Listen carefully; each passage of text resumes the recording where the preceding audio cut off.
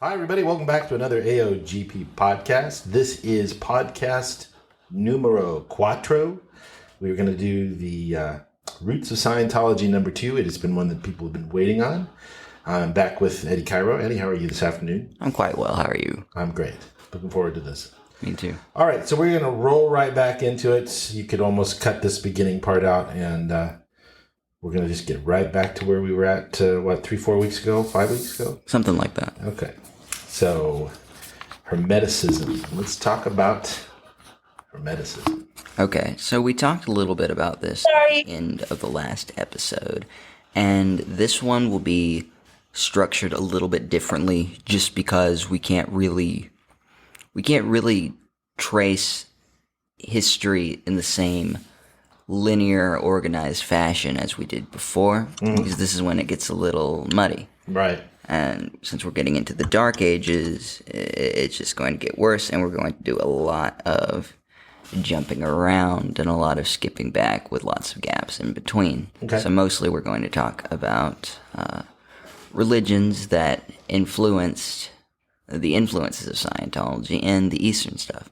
So we talked about Hermeticism last time, and that is a very, very difficult philosophy or religion to describe in a few moments, but that is something I would like to point out is not unique to Scientology. I mean, I know that a lot of critics like to kind of point out that how many other religions can you not explain all of the tenets in a few minutes? Well, do you actually want a list? Because I can think of quite a few. Long list, yeah. And Hermeticism is just like that. It's hard to describe. It's Western esotericism. It's one of those in that tradition. And it is the base for Rosicrucians, for Thelema, and for everything in that area. The claim is that it goes all the way back to ancient Egypt. That may or may not be true. And it's also influenced by Greek philosophy. And it is basically that you can change the world by changing your world. And changing perceptions is magic. It all goes into what we would call today self-hypnosis, and making art is a big part of it. And you may be familiar with the comic book series Watchmen. The guy who created that, Alan Moore, he's a big Hermeticist. And in a lot of his books, he talks about Hermetic principles. And a lot of them have come into mainstream pop culture. You might know the terms as above, so below. Right. Microcosms, macrocosms. I think we mentioned that in part 1. Yeah, we did. And you might know about fractals and all that. And this can be traced back to the Egyptians.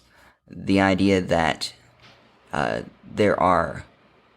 there's this pantheism thing, we talked a bit about that too, where trees look a lot like lightning strikes, look a lot like veins, look a lot like rivers, and you could find that in how your neurons look like galaxy clusters, look like certain things within trees, and you find the same patterns in nature.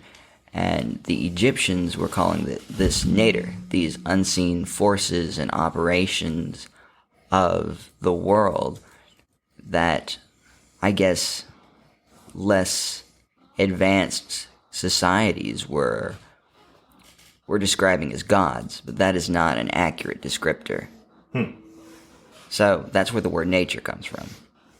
Interesting. So, what, from your standpoint, what's the relation with Hermeticism to what would later become Scientology?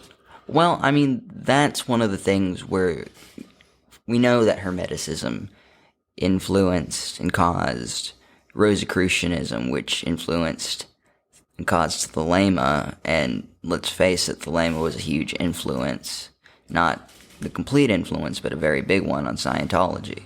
And it's one of those things where it's metaphysical.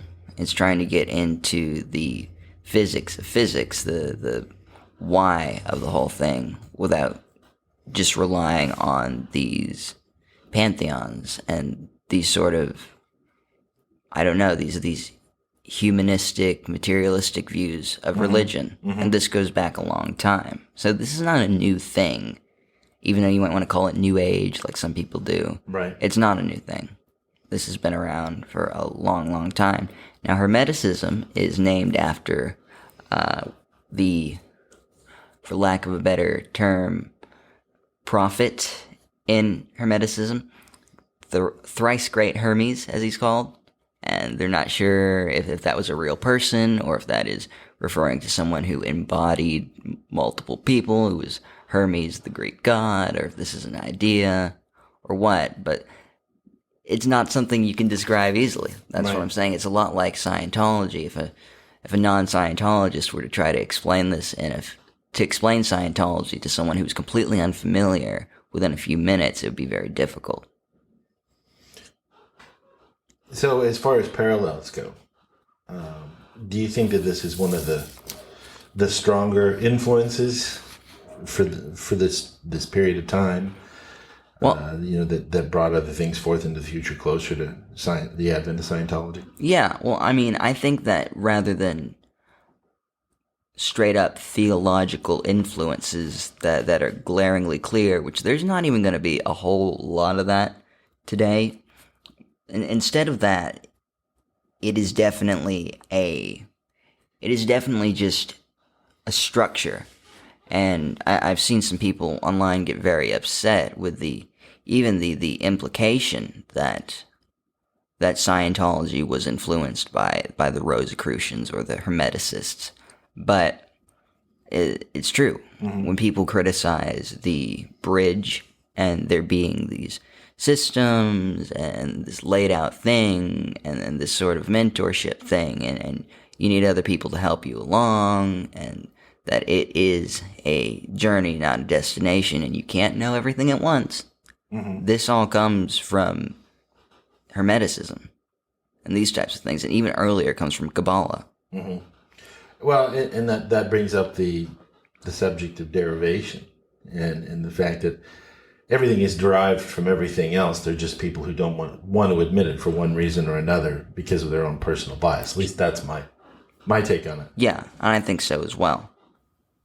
And, that brings us to the other facet, or lack of a better term, issue with all this, which is, well, there's some pretty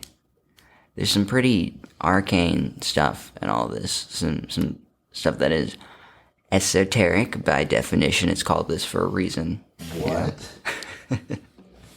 There's some stuff that is going to come off as really odd and pretty fringe and out there, especially if you're looking at it immediately. Like, I don't know how much we talked about Gnosticism. I think we did talk about that whole thing with the New Testament God and Old Testament God being different, and there's all this weird dualistic cosmology stuff, and that's something you see a lot. So this isn't, everything's like this? This isn't just Scientology? Yeah, everything's like this. Bum, bum, bum. Did everybody know that? No, everybody didn't know that. And the interesting thing is, and we're going to talk about Christianity too, the line between esotericism, the occult, and Christianity, Judaism, Islam, the Abrahamic faiths, they can get pretty blurred, especially when you start looking into all of this. I mean, when you read the Bible, there are all these descriptions of the hierarchies of angels, and whether that is a mistranslation or not is its own thing. But these celestial beings who, they don't look like sexy people with wings and just Greek gods, but they fly. That's not what they look like in the Bible. They're described as basically eldritch creatures. Swords with wings and eyes and wheels just with thousands of eyes and thousands of teeth, and just not in any sort of humanoid form at all. And the ones that do are very cryptic. And the higher ranking the angels, the more otherworldly they look. And that is something that has been taken out or ignored, usually just ignored, in modern day Christianity. I mean, as I was describing Ezekiel's wheel to my father, which was if you don't know, listeners, is a description from the book of Ezekiel, which some say describes a UFO. It's quite an odd story there. It's very, very strange, and I'm sure people who've read it are like, okay, I don't know what this is. Some people think that is a description of these strange angels in themselves. But when I read the lines to my dad, the verses, he was like, we didn't cover this in Sunday school. And right, because it's been expunged. well, yeah, I mean, it's not focused on. It's looked over. It's right there. Some things have been taken out. There are gospels that didn't make it into the canon, but there's still a lot of stuff there that is not even addressed, and really has just been revised. And I think there's a reason for that. There seems to be a discomfort in modern day Western culture and religious culture, especially with any form of mystery.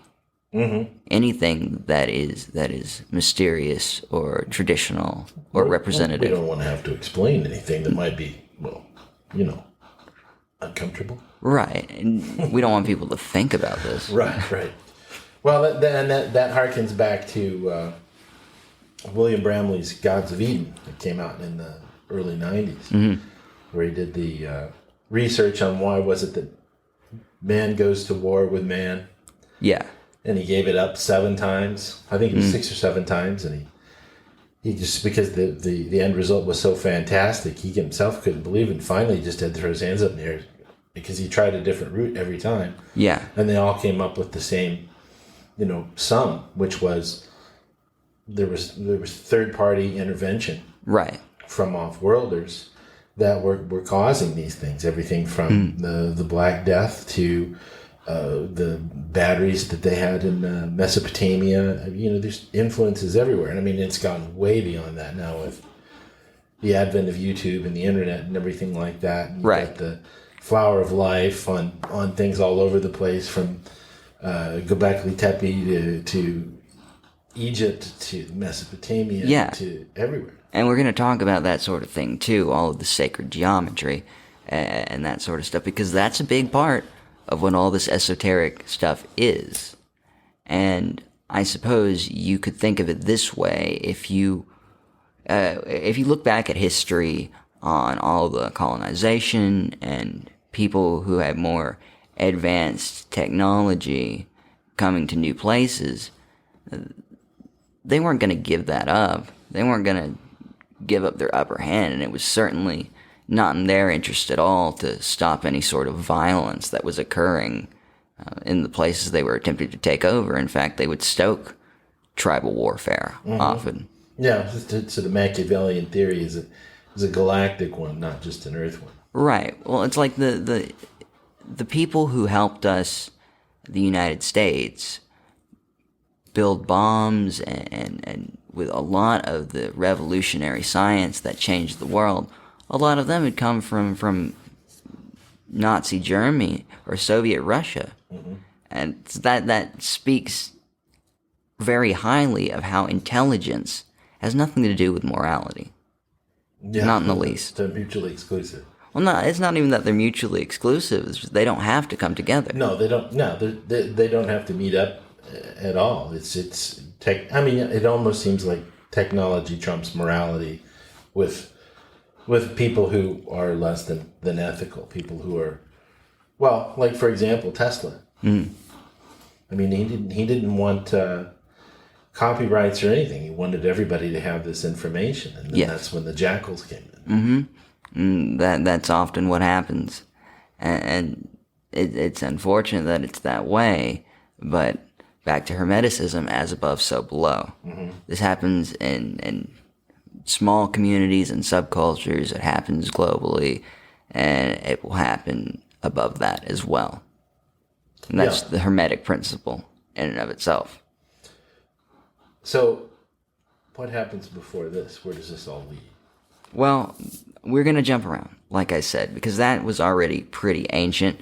But that's because we were talking about Western esotericism in the last one. We can talk about Kabbalah, but that's a lot of the same sort of stuff. And that's pretty much as far back as far as written history goes that we can take it.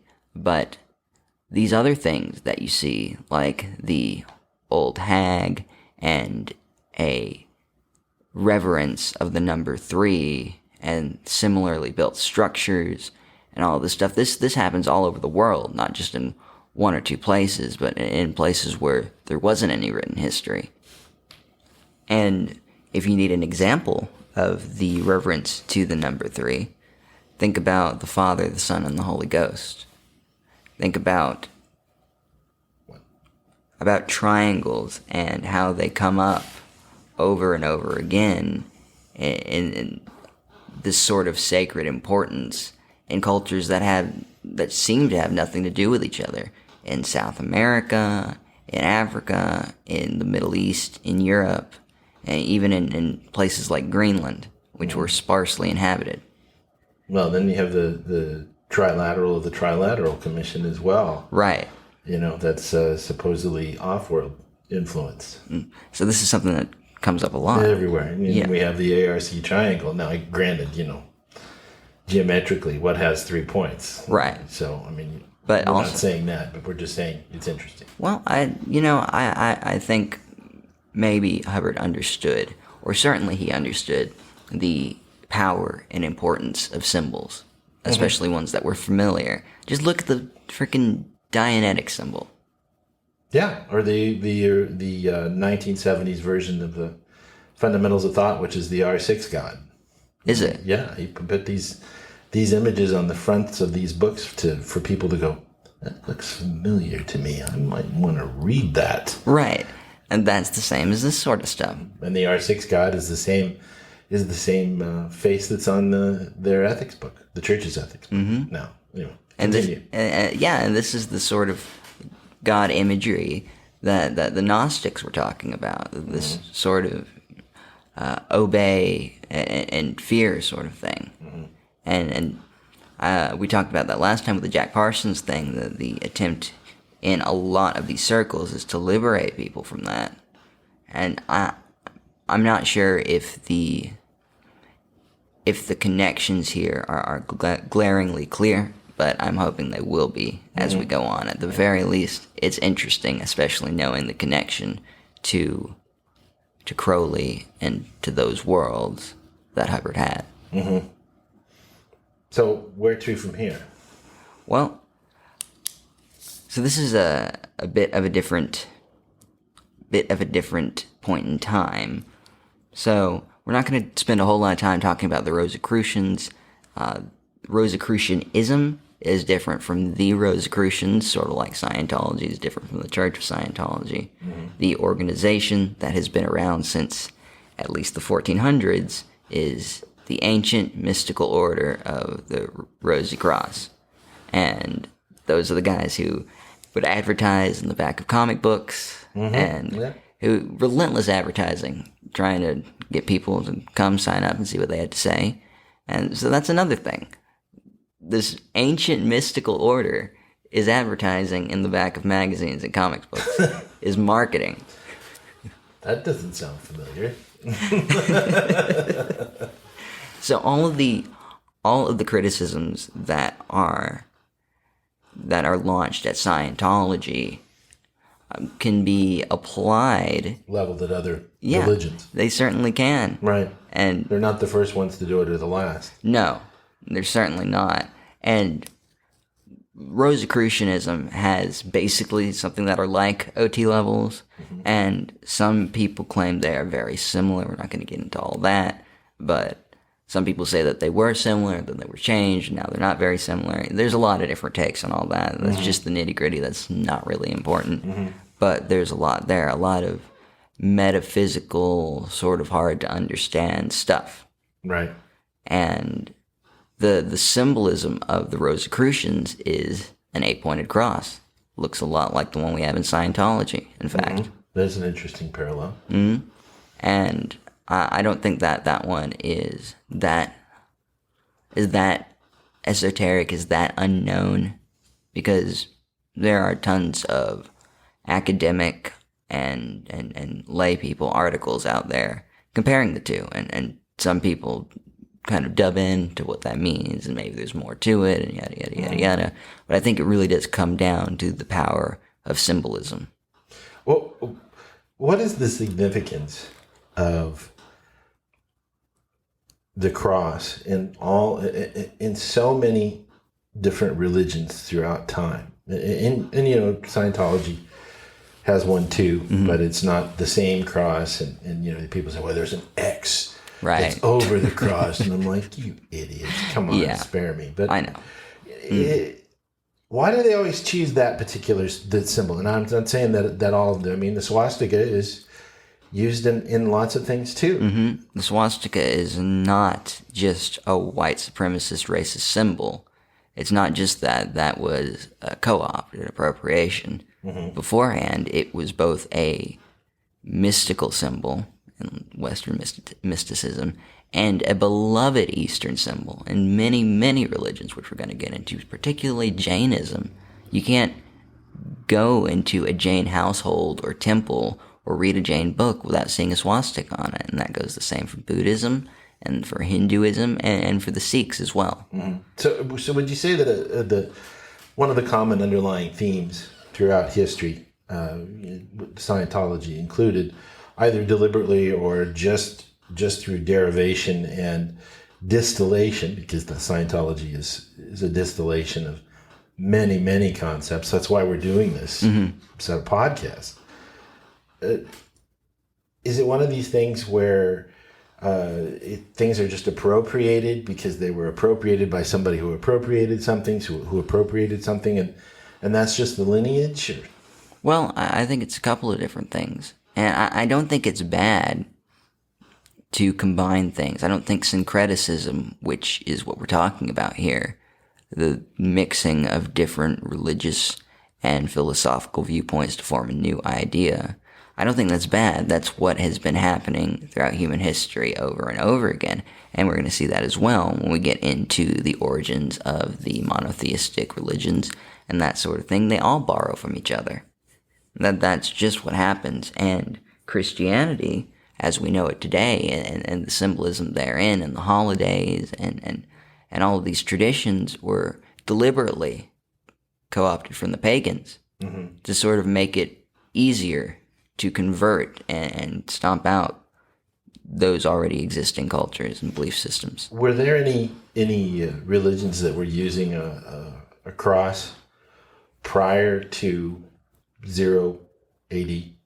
Yeah, I mean, the cross as a symbol in Christianity, there's really no evidence that was the symbol until Christianity became an organized, centralized thing a few hundred years after Jesus had died. So, yeah, there were a lot of pagan religions that used different versions of the cross. There is the Celtic cross, which, contrary to popular belief, did not originate as a racist symbol either. It, like the swastika, is referring to the sun. It has to do with the 4 seasons and the circle around it for the earth and that sort of thing, and how we're all revolving. And that's also something you see a lot of the use of wheels. We were just talking about Ezekiel's wheel and Buddhism, the use of wheel as an entire symbol for the religion itself. And that has a lot more in it than I'm admitting right now. A lot of it has to do with these new age ideas like the age of Aquarius and different eons and that sort of thing. But that is not exclusive to Eastern religions either. That's something that Crowley and a lot of mystics talked about too.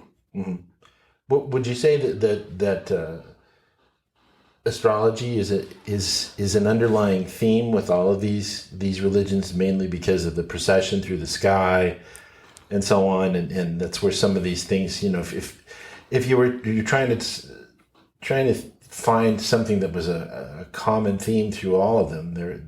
The thing that they have as a common theme is that these people in these religions are looking all around them. And they're going, oh, there's the sun, there's the moon. Here's the procession of the constellations from winter, spring, summer, fall, and it's all circled around the harvest and survival and Yes.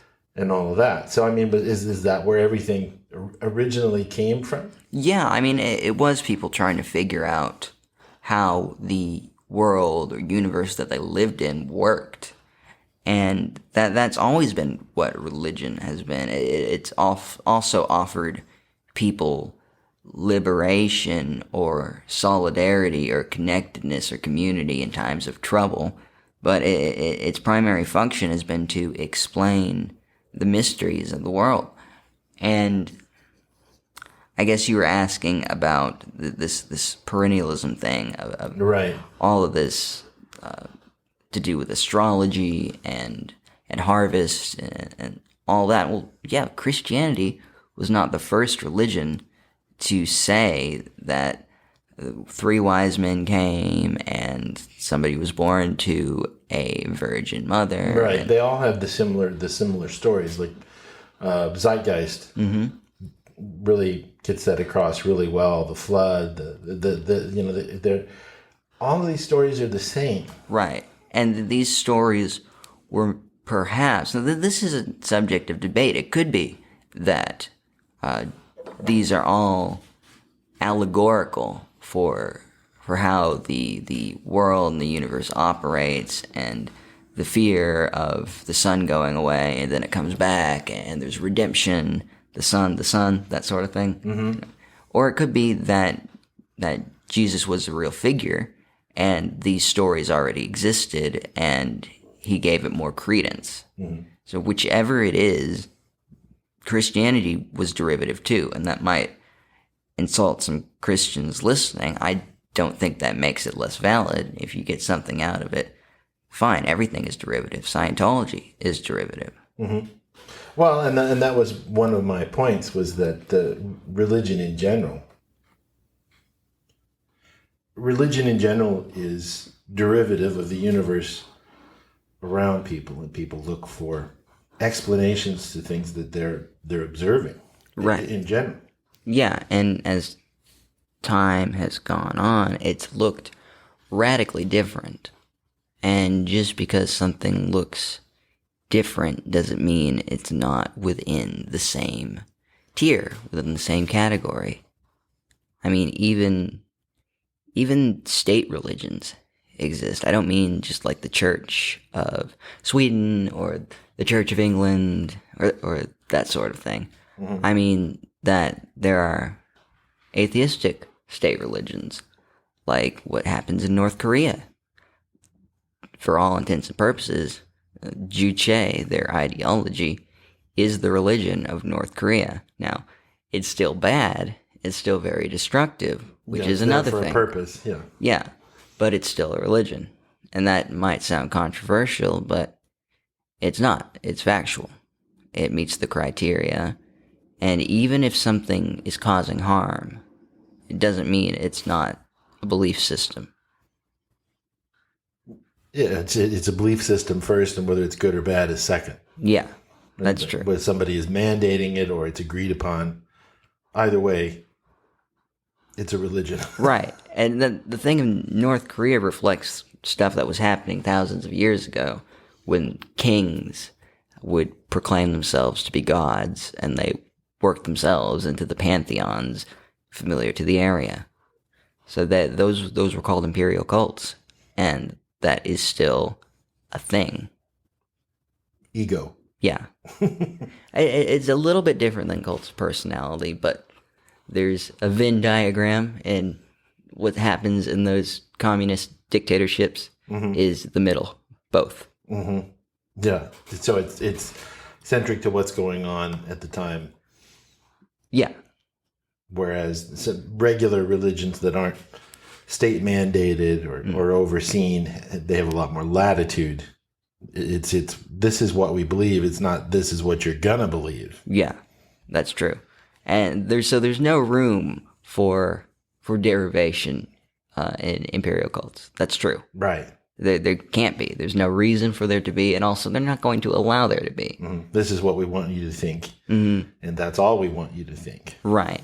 And so there's a whole discussion in that as well about orthodoxy and whether or not even people following a religion in a self-determined way, even wanting to be told what to believe, and they need to believe all of it, and orthodoxy in general, whether or not that is destructive in and of itself.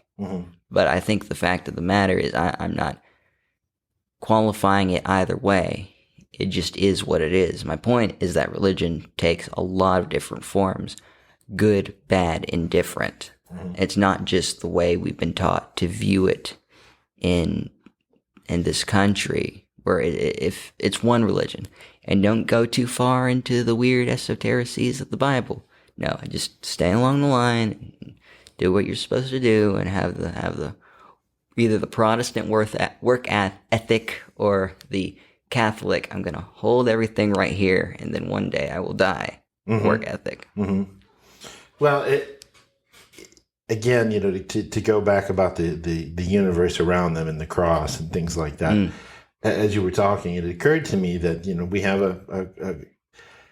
a traveling compass, so to speak, with the Southern Cross in the sky. Yeah, and you see these acquirements of things in the universe around people that they start making part of their religion. And let's face it, people weren't very well educated 100 years ago. No, let alone thousands of years ago. No, there are some, and there's a lot of good to be said for some religions that put a lot of attention on education. Yes, Scientology happily I say this, is one of those quote unquote religions. I don't look at Scientology as a religion and only a religion. I look at it more as a philosophy, more of a philosophy, religious philosophy. Right.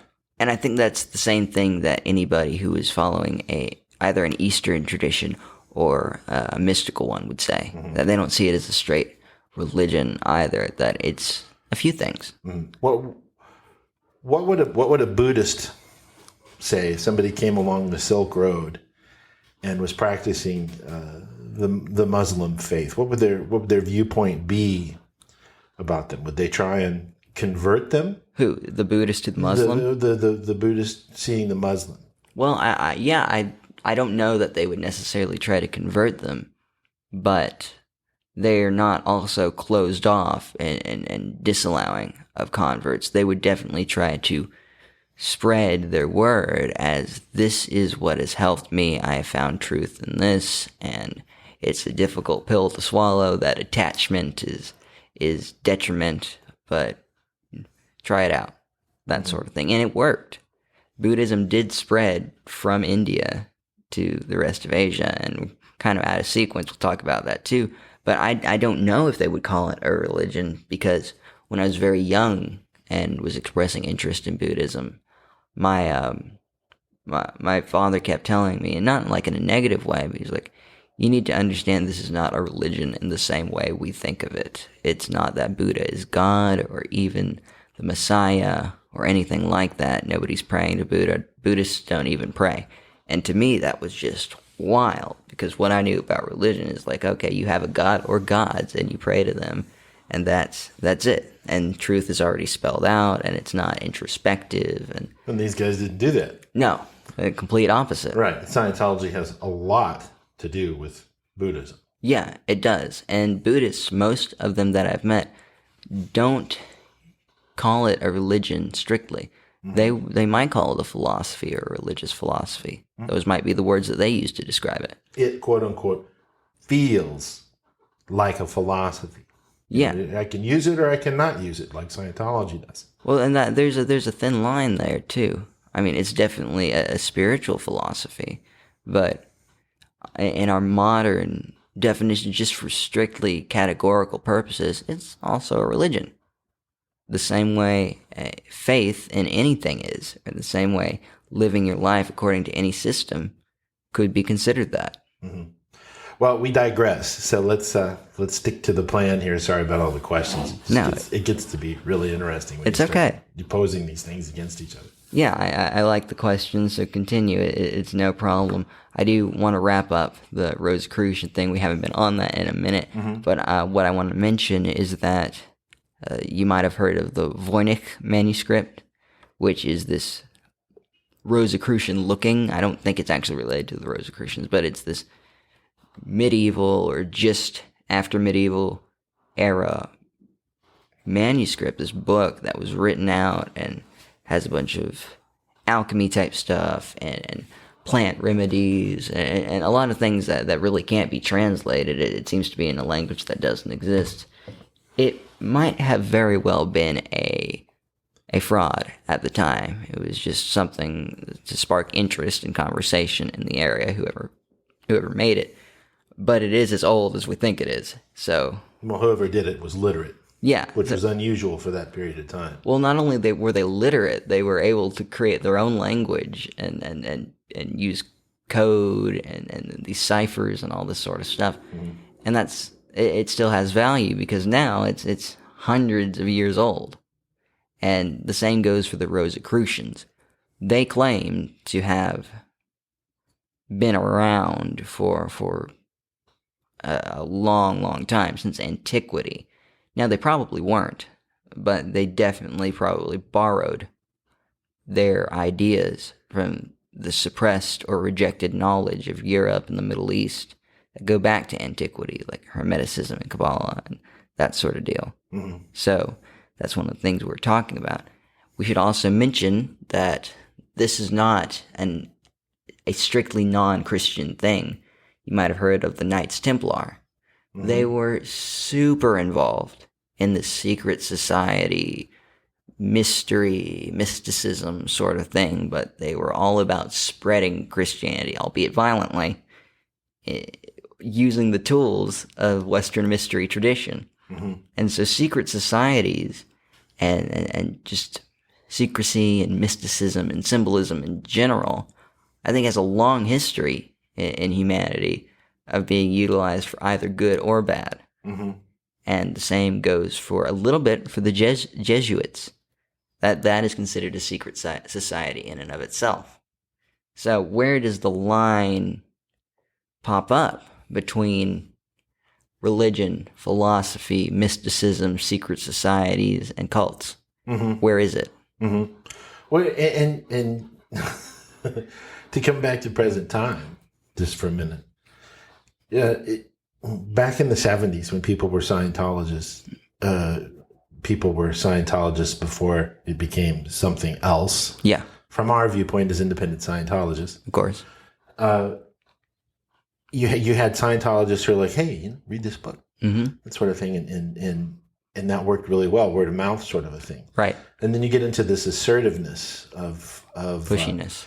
You're on staff. This is what you believe. And if you believe anything else, we will excommunicate you, and your soul will forever be in limbo because you can't go up the bridge. Yeah. Do you understand?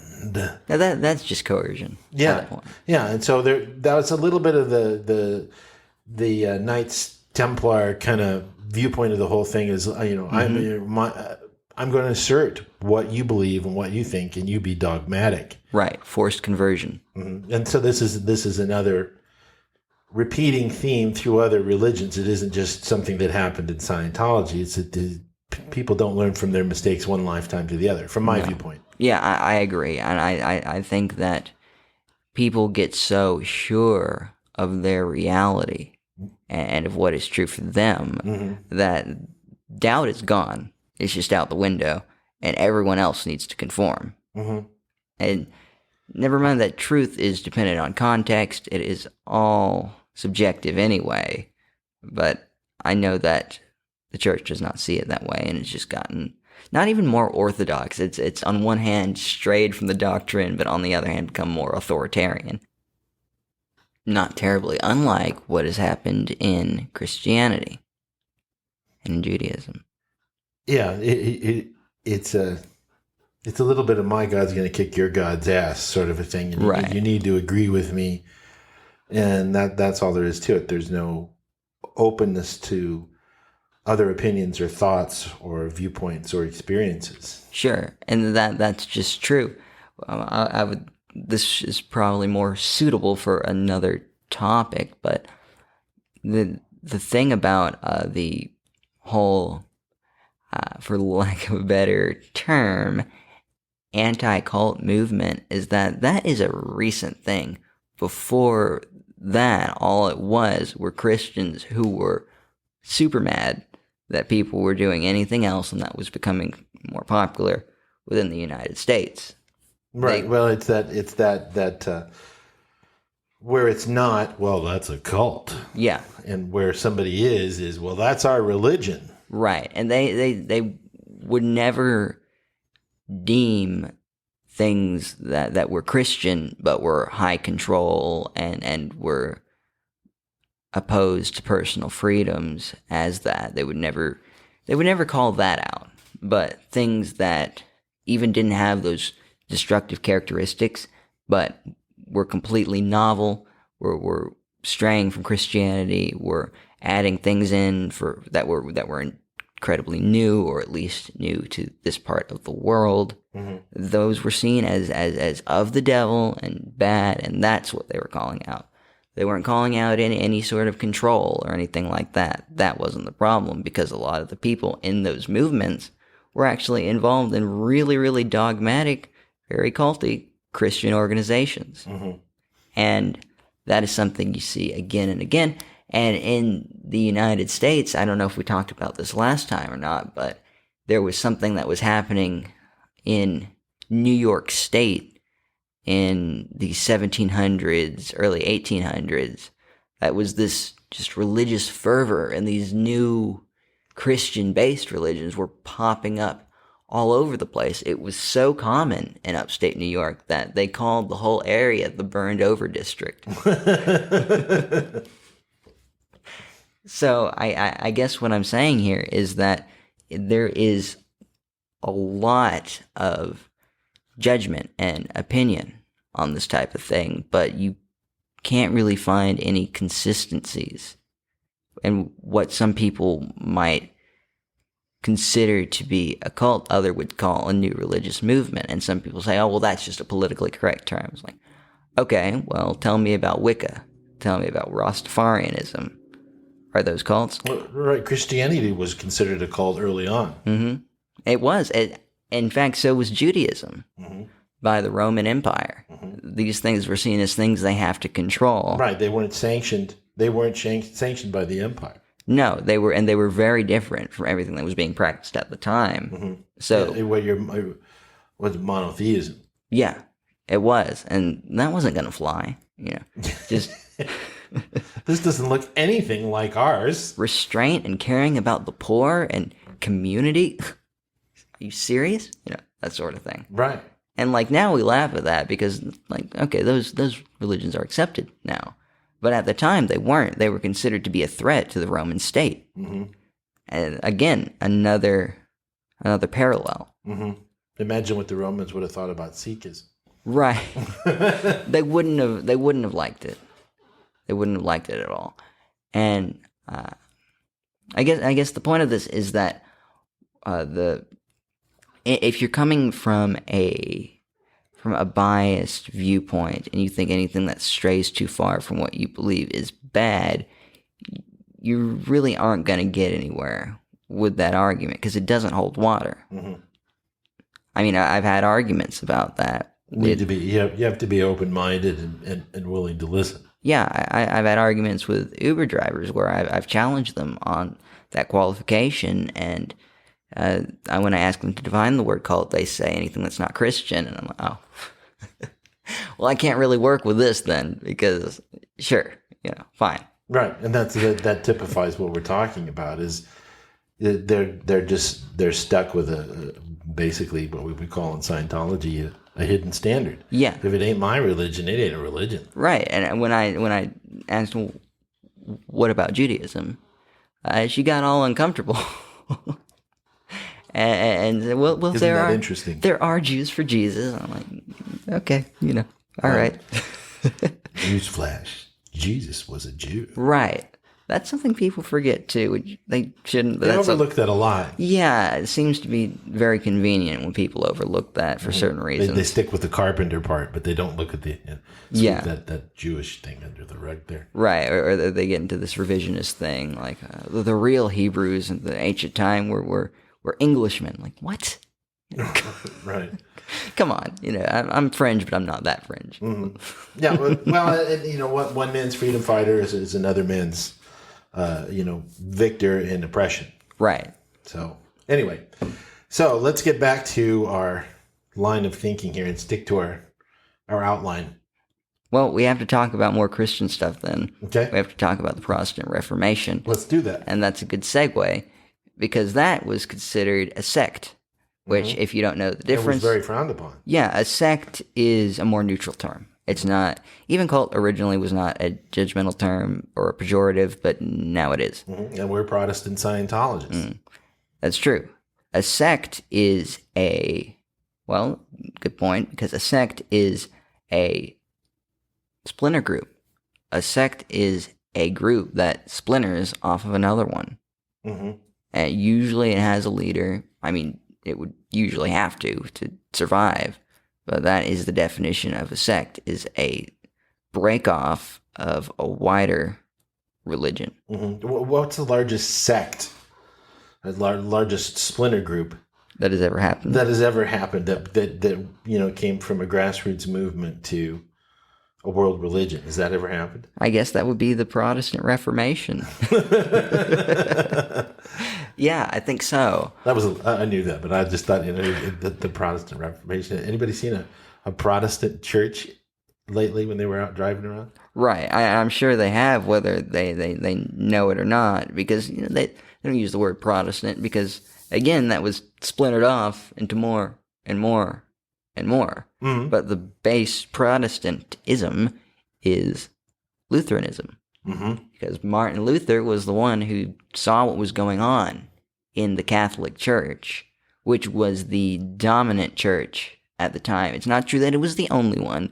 There was the Catholics that controlled Europe and North Africa and just that area of the world. And in the East, the Orthodox, and earlier there had been the Great Schism. We'll talk about that too. But they had a lot more in common than they had as far as difference goes. But what was happening with the Catholic Church, which basically controlled all of Europe and parts of the Middle East and North Africa, was that people were being able to buy their way into heaven. Mm-hmm. Basically, there was this obsession with money and with being ostentatious and just this opulent sort of thing. Monetizing the religion. Yeah. And making sure it looked all nice and just carrying There's another parallel. Yeah. How about that? They really didn't care much about the integrity of the faith because things kept being left out, or there were exceptions, or there weren't exceptions, or it basically came down to the rich guys got away with stuff. Right. And they could pay the church, and then their eternity would be settled and fine. They didn't have to do anything, just had to shell out a bunch of money, and that was it. That was their good deed that got them good with God. Mm-hmm. And they got first-class seats. Yeah, they did. But the people who were just regular Catholics, blue-collar workers, yeah, they had to work really hard. Mm-hmm. They would usually be treated as the bottom of the barrel, super poor by their own church. They did not see all classes as equal. The people who had money were treated way better. They were forgiven for their sins, even if they were doing them every night. But they were not keeping to the idea that there is in Christianity that all sins are equal. Of course, the sins of the people who could pay afterwards were much more forgiven. Mm-hmm. So not only was there an obsession with money, there was a straying from the doctrine. And on top of that all, the cherry on top was abuse, because there was a lot of abuse happening at the time. Every one of those, every box is checked. With the church. Every single one. Yeah. That's amazing. Just wild, isn't it? Yeah. Yeah.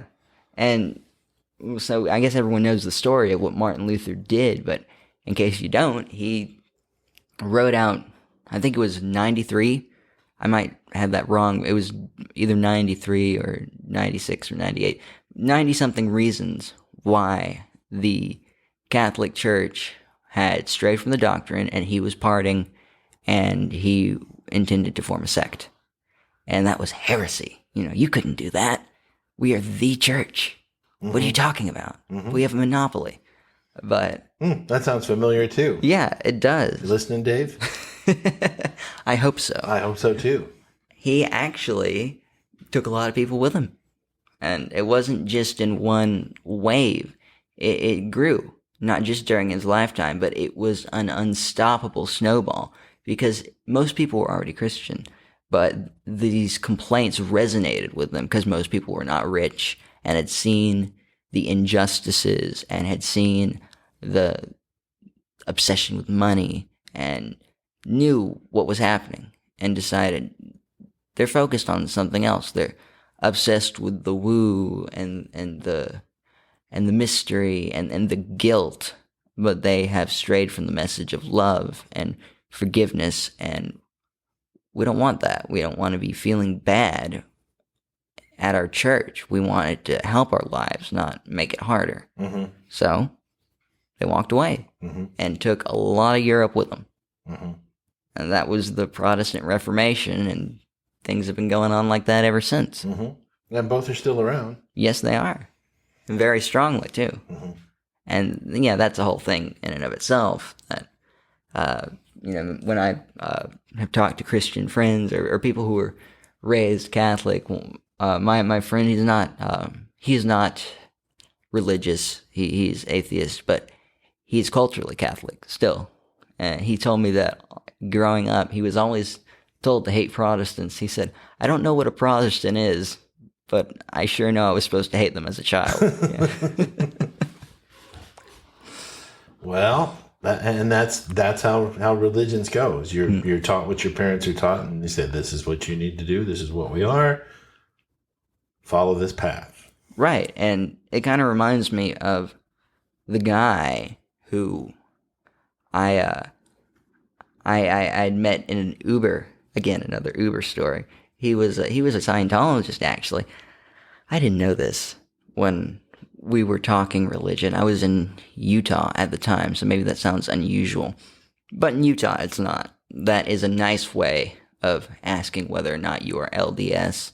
So you don't have to go, yeah, I was, but not anymore, and then have this awkwardness or something like that. This is the dance that people do to ask that. They ask, hey, you practice any religion? And if it sounds like you've never been Mormon, they'll give you a Book of Mormon and all that.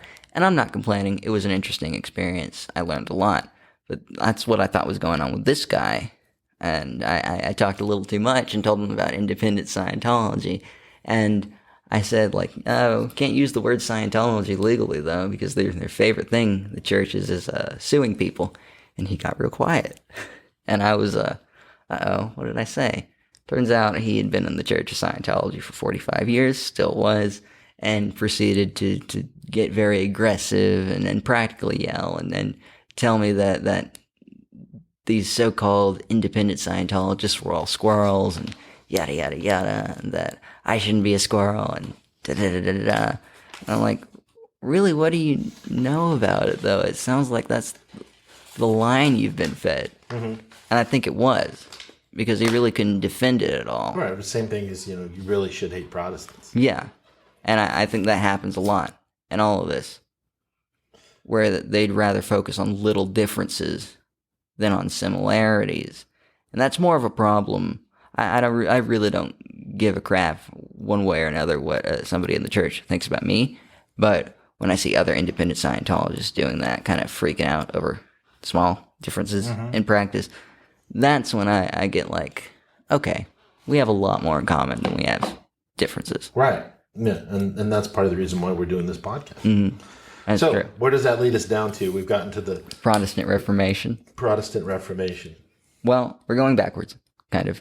And I think we mentioned Kabbalah, perennialism, and the pre-flood stuff. You want to address that a little bit, that we were talking about.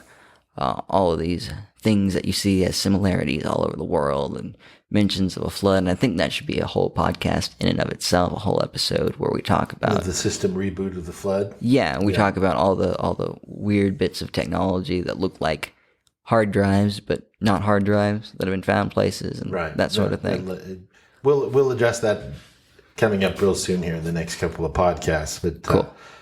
the flood thing and all of that. So look for that here real soon in the next two or three podcasts, folks. Okay, cool. All right, so now I'm going to go a little bit of a different direction. Around the same time that the Protestant Reformation and the Rosicrucians, which also, if I didn't mention it, were in response to religious dogma and oppression and all that stuff and division, they arose. Around all this time that this was happening in Europe, in the Indian subcontinent, in a place that would now, in modern times, be called the Punjabi region, which is mostly in India and a small part in Pakistan back in the day.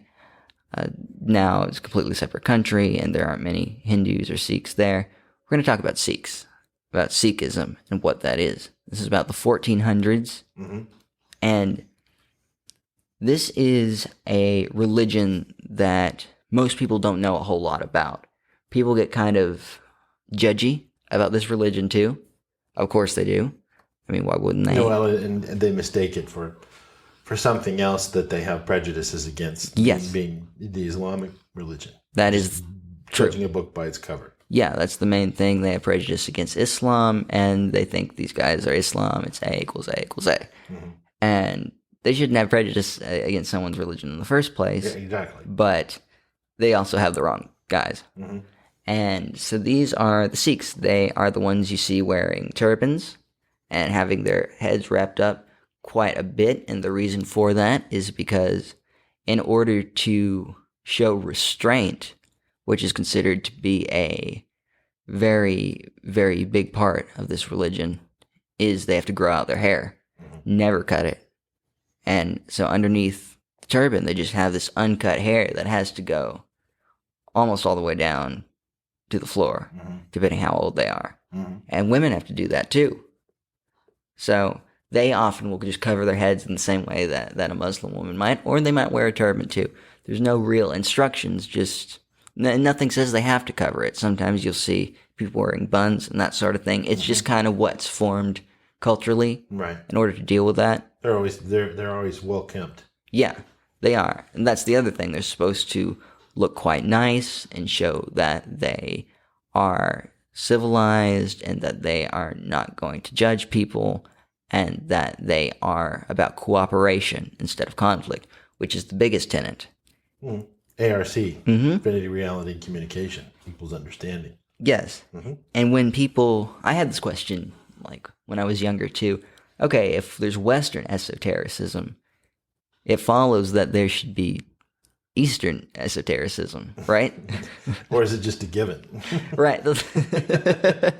That's what I was thinking. Those guys, they're esoteric. Yeah, and we don't even have to say it.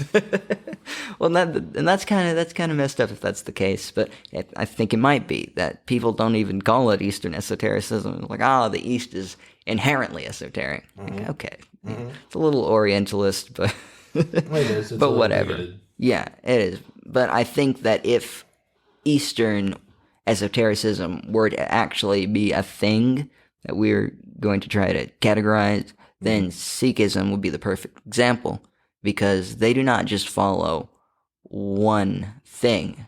They believe that there have been infinite gurus, which are not gurus in the sense that we might know in this new agey sort of way, but people who have extreme wisdom to offer the world. They believe that it's infinite and that there are infinite, almost infinite, that every religion leads to God. There are so many paths to God or to truth, and that every religion has some truth in it.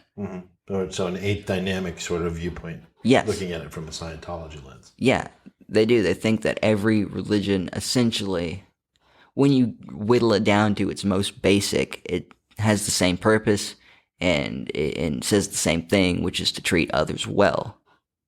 Do unto others as you want done unto you. Yes. And so they don't judge.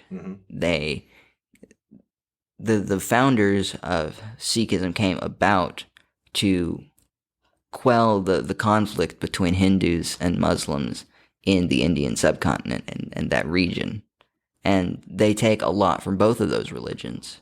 And they do believe in one God, but they believe in more of the supreme being type God that Scientologists and Western esotericists believe. That this is a metaphysical thing, not something that has a body or a gender or a form, and that is omnipresent and yada, yada, yada. Mm-hmm. That's the belief of the It's an Sikhs. Interesting parallel. Yeah. That far back. It is.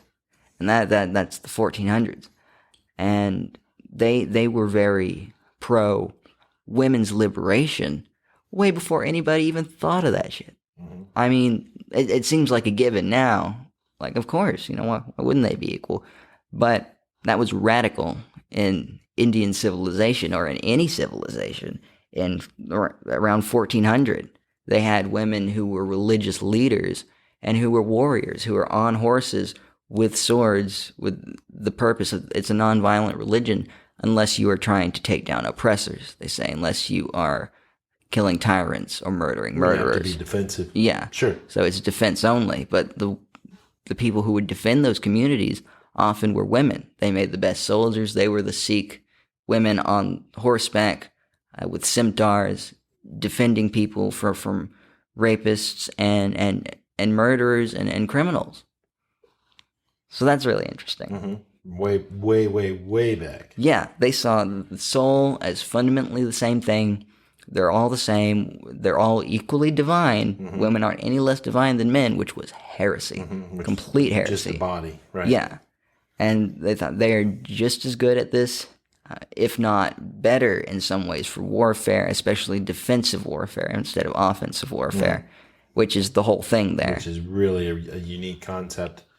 Yeah. Throughout history, let alone then. Yeah, not just the anti-sexist thing, but also that we don't need to convert with force. Defensiveness is wrong, but also not complete pacifism.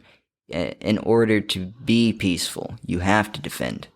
You have to be defensive as well, and that's why the swords are such a big part of Sikh symbology. Mm-hmm. Not only are they the symbols of Sikh practice, but Sikhs themselves have to actually carry swords. Now, in modern days, they're more like daggers because swords are unwieldy. You can't go to target with a scimitar. No, but it's caused actually some problems, some conflict in public schools because religiously, these kids have to carry these daggers with them. It is a symbol of their faith, so but also you can't don't tread on me sort of thing. Yeah, well, it's not even. It's more, instead of don't tread on me, it's don't tread on others. If, like, they saw, which is really unique. Yeah, and I mean, this wouldn't really happen. They realistically wouldn't be allowed to do this in school, use a weapon to prevent a kid from being bullied. But the idea, it's more symbolic that they should go up and at least stop, intervene if they see. Don't be a bystander if they see someone being bullied or a girl being harassed. To go and make sure they can get away, either by distraction or fighting or whatever. It's about standing up for people who are in less fortunate positions than themselves. And they have a code of honor. Mm-hmm, they do. Much like Scientology. Yeah, it's a lot like that. Mm-hmm. And that wasn't always the case, that they had to have these identifiers. But after some Sikhs had behaved in what the Guru Granth Sahib at the time, I mean, the main guru, the head guy in charge of Sikhism, after he saw that Sikhs were able to blend in, and instead of fighting tyrants during a battle when somebody was coming in and raping a village, they ran away and they weren't upholding their code of honor. He saw an opportunity and made sure to give them a distinctive look so they couldn't do that. And again, in modern context, someone might go, "Oh my God, that's so messed up. That's authoritarian. That's control." But nobody does that. Right. Well, the bystander law sort of thing. You got to do something. You should do something. You don't just sit there and videotape it and go, "Wow, that's really messed up." Yeah. Sort of a thing. These guys were taking responsibility. They were. And that's to me, they stand out as one of the most responsible, it's still existing religions on the planet, because they care. Mm-hmm. And they're willing to do something about something if something's going on around them. They just don't go, come on, let's go. Yeah, they always also want to see things from others' perspectives. They follow their knowingness, their conscience, but they also have radical empathy and look at things from every viewpoint before making a decision. So they're usually quite smart, usually very, very educated, because part of their religion says to take their religious studies elements from all different faiths. So they read everything. And so that when you learn about that, it makes sense why one of the only documentaries about independent Scientology was hosted by a Sikh guy. Yeah. Who was completely open-minded. Yeah. Mm-hmm. Even though he was kind of a little critical in the first a comedian, bit. too. Yeah. He was a little bit critical at first, but he was also, he was open-minded enough to... I love that documentary. Yeah, to be like respectful about it and to be honest at the same time, and he didn't relent his viewpoint.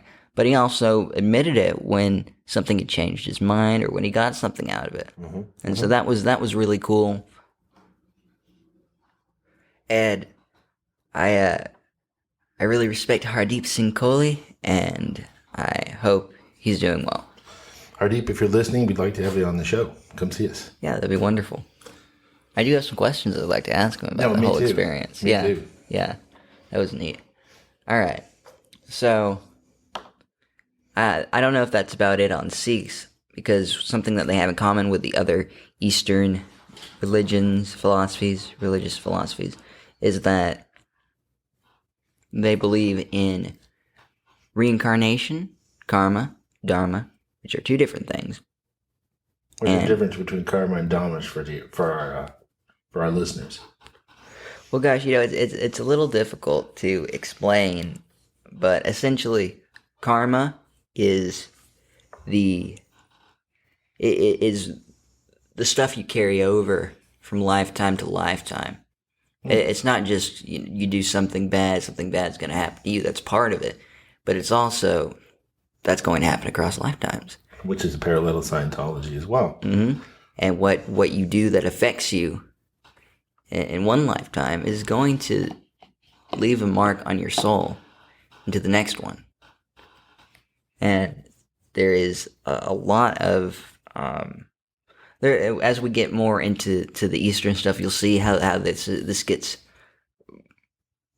very similar to Scientology in a lot of ways, and I know that these were influences that Hubbard had as well. Mm-hmm. And Dharma is more like the responsibilities and the knowingnesses, and it's really hard to describe in a few lines, but that's kind of the difference. Dharma is like an honor code or about a personal thing, and usually just in one lifetime. And karma is about a balance of, you reap what you sow, even across lifetimes.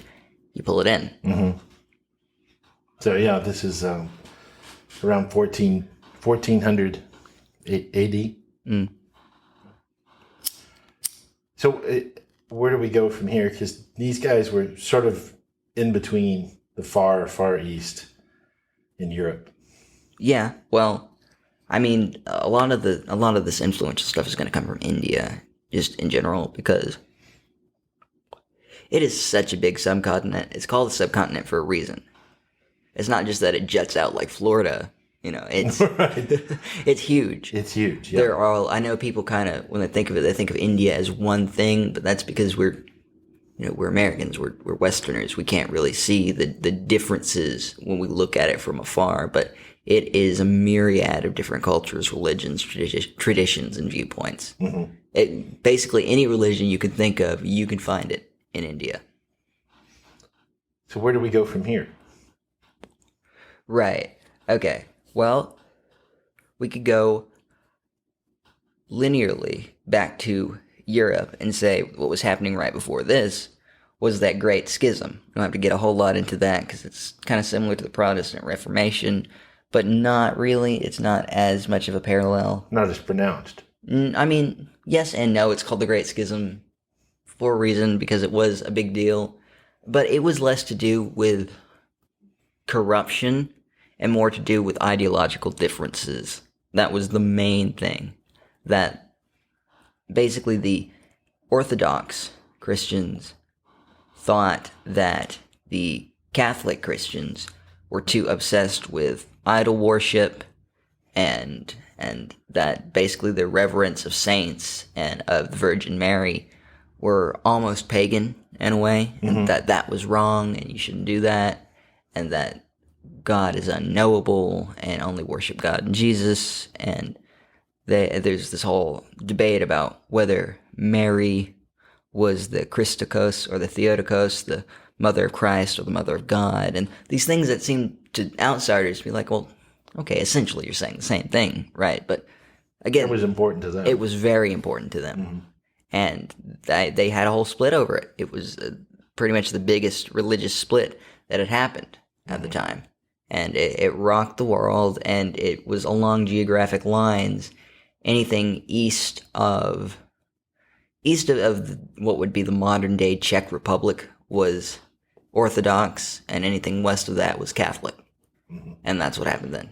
And but the Orthodox still use terms like priests and nuns, and Orthodox nuns, they don't look the same as Catholic nuns, but they still are called sister, and priests are called father, and so they have a lot in common. And that's still around to this day. Yeah. I mean, there's Coptic Christianity, which is a derivative of Eastern Orthodox Christianity. Some say it is Orthodox, but then there's like Russian Orthodox and Greek Orthodox, and they'll have little differences, but they're all still Christian. And idol worship is the main thing. That is something that is not culturally cool in any Abrahamic religion in the Middle East, especially. That's considered to be heretical.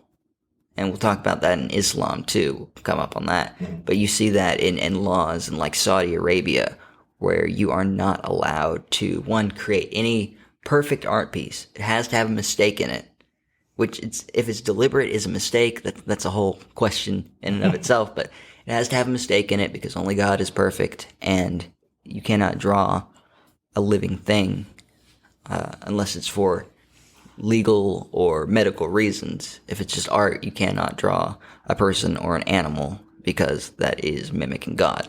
You can only create little living things.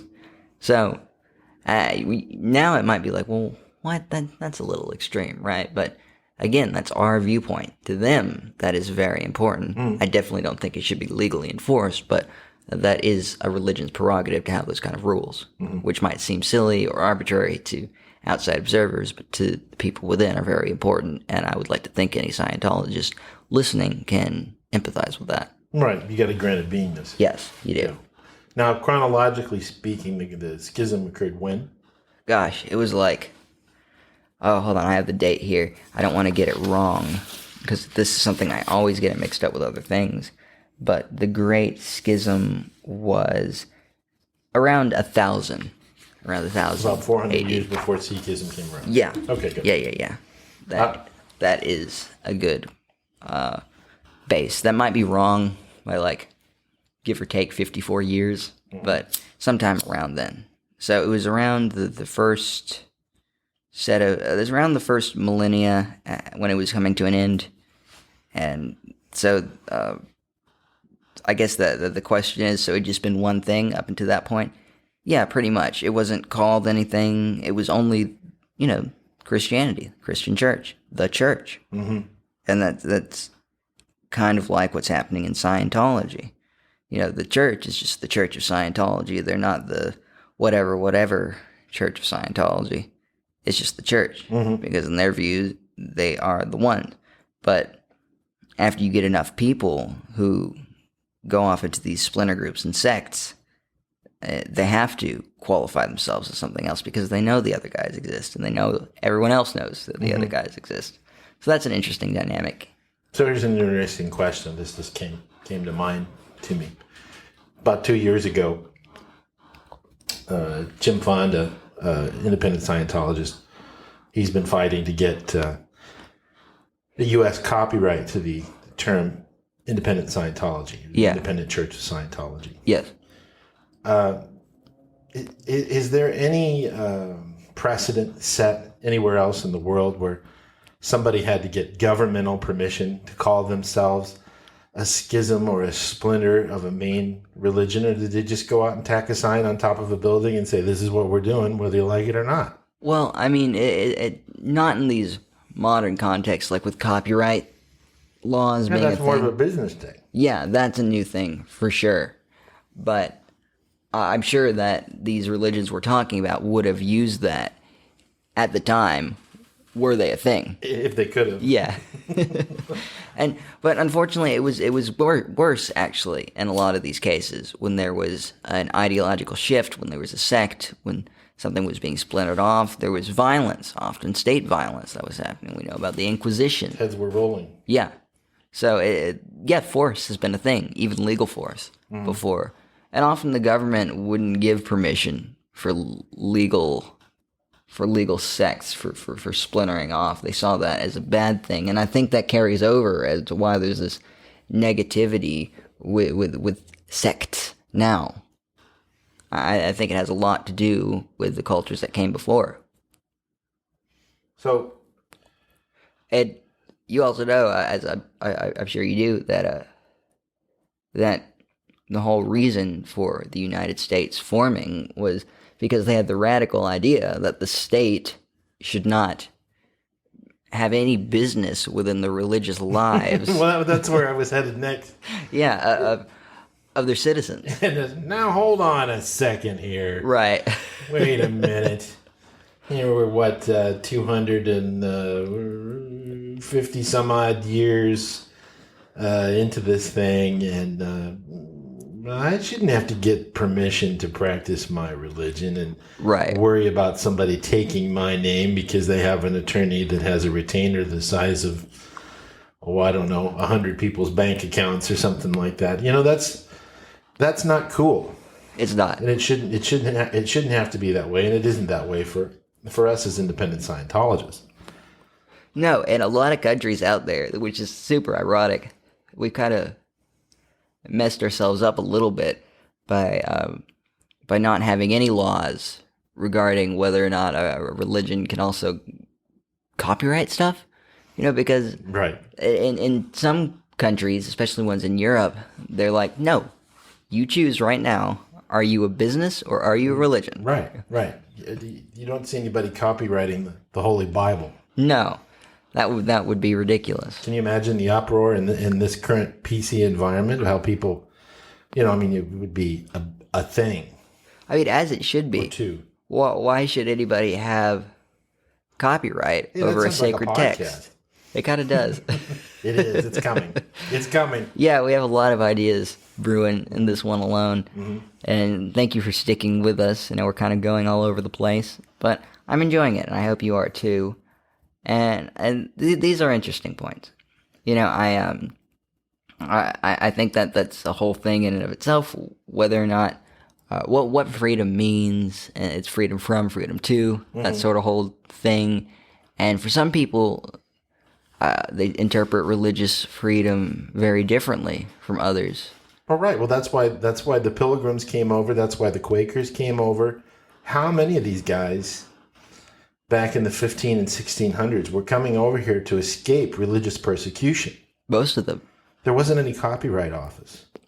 Yeah, the interesting thing about that is, while the founding fathers were freewheeling intellectuals who came up with America basically as a drunken idea and a bar bet, and we're living in it now. History's a lot more colorful than you think, people. Yeah. The people who were coming to the New World, although it sounded good to them that they had the religious freedom to practice their religion, they were kind of startled and shocked that they couldn't press charges for blasphemy and that sort of thing. When somebody was coming along saying that they were a Messiah or saying that they were God, there's an example of that with the guy who was called the Leatherwood God, who existed in around the time that Joseph Smith was coming up in the burned over district in New York, which brought us the Millerites. They're not really around that much, or the Shakers. I saw them in Washington. Yeah, Shakers are still around. Yep, and Jehovah's Witnesses and LDS people, known outside of their circles as Mormons. That was happening at the time. It was a lot of that, and it wasn't seen as sinister. It was just, people are in this fervor, this thing where they were looking for something, and what else are they gonna do? I mean, they could go watch an execution, I guess, but they didn't have TV.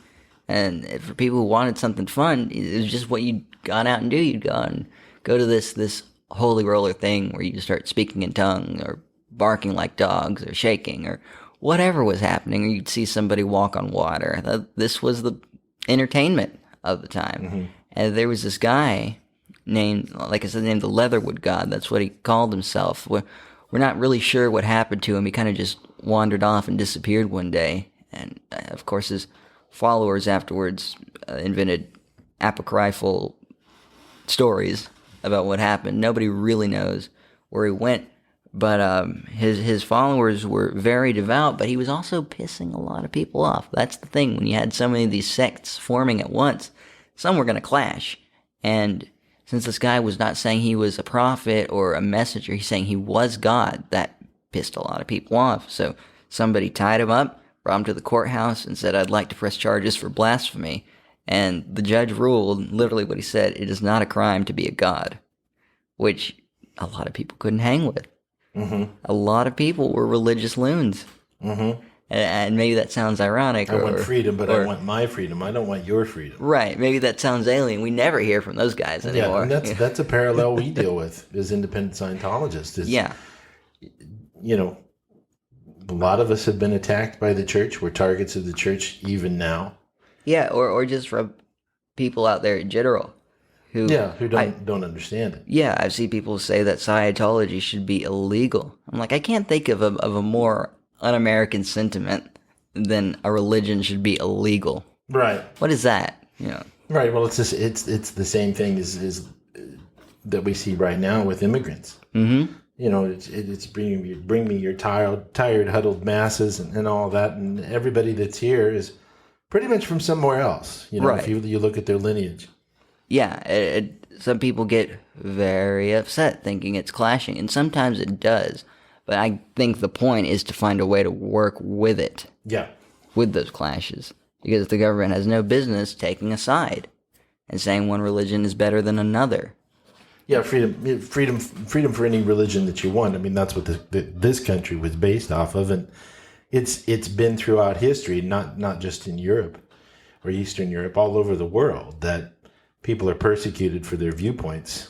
Yes, that's true. And so this was so new that people didn't know how to work with it, and I guess they still don't in some ways. But at the time, you nailed it. People wanted freedom to practice theirs and theirs only. Anything that was too far off the map was unthinkable, was insane. And we, as a country, even, how do I put it? We supported a genocide against Mormons. Oh yeah, here in Missouri. Yeah, I mean, it was actually open season on them. Yeah, it was perfectly by the Missouri legal. Governor. Yeah, that's why they went as far west as they did. Yeah, them intending to form Deseret, which is incredible that happened in this country. Yeah, it is, and we're not taught about that, but LDS people are. And they should be. I think we all should recognize that happened. History repeats itself. It does. And so them wanting to form their own state of Deseret, which, of course, that didn't happen. It would have been huge. It would have taken up everything from Denver to Los Angeles. But we still have Utah. That formed not because they wanted a theocracy.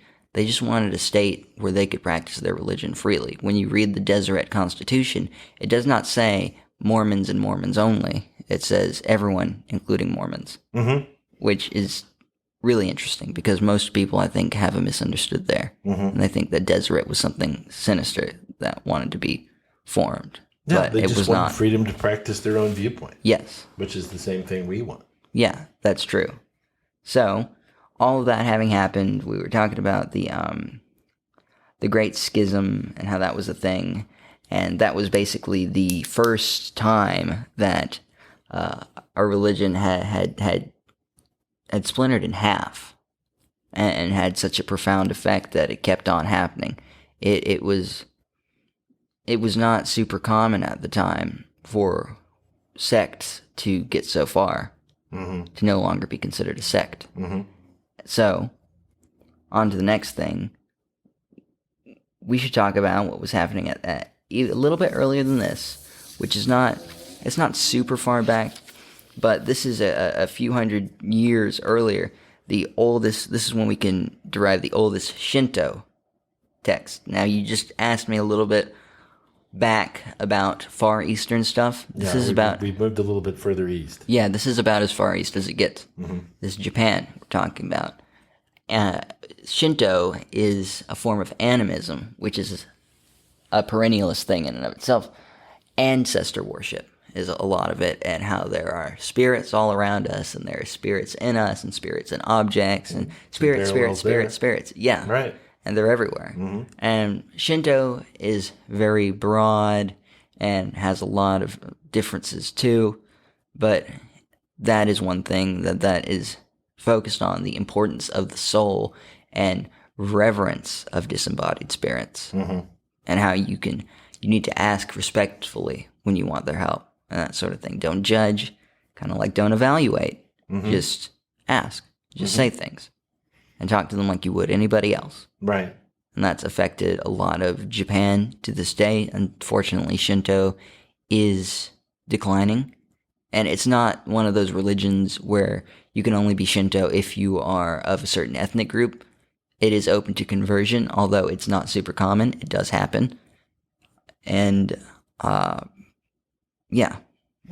that's not just something that was in Japan. Of course, Shinto is the word for the specific version of animism that took place in Japan. You see that in Africa quite a bit.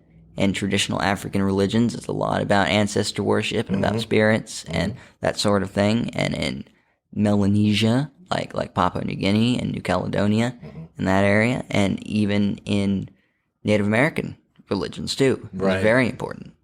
It's interesting that was carried over. I'd have to think that that's something that came over, with the land bridge between Asia and North America and stuck with a lot of these people, because a lot of them came from there. Though there have been interesting things found lately on the west coast of South America in Chile, where they've found large Japanese interests that came all the way over with the currents there.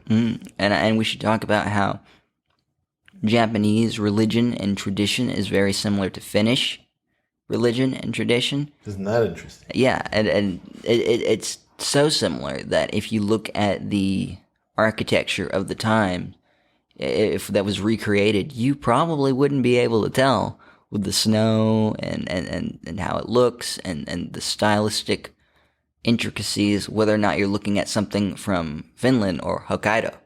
There's a building in Minot, North Dakota. It's a museum. And if you look twice at it, you go, man, that looks Japanese, because it's with all those levels, with those swooping eaves and everything like that. And it gets smaller as you go to the top, made out of wood. They came from Northern Europe. Right.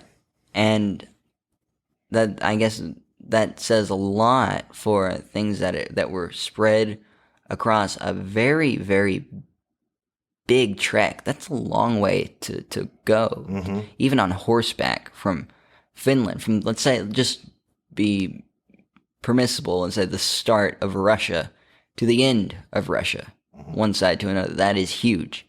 That is way bigger than the United States.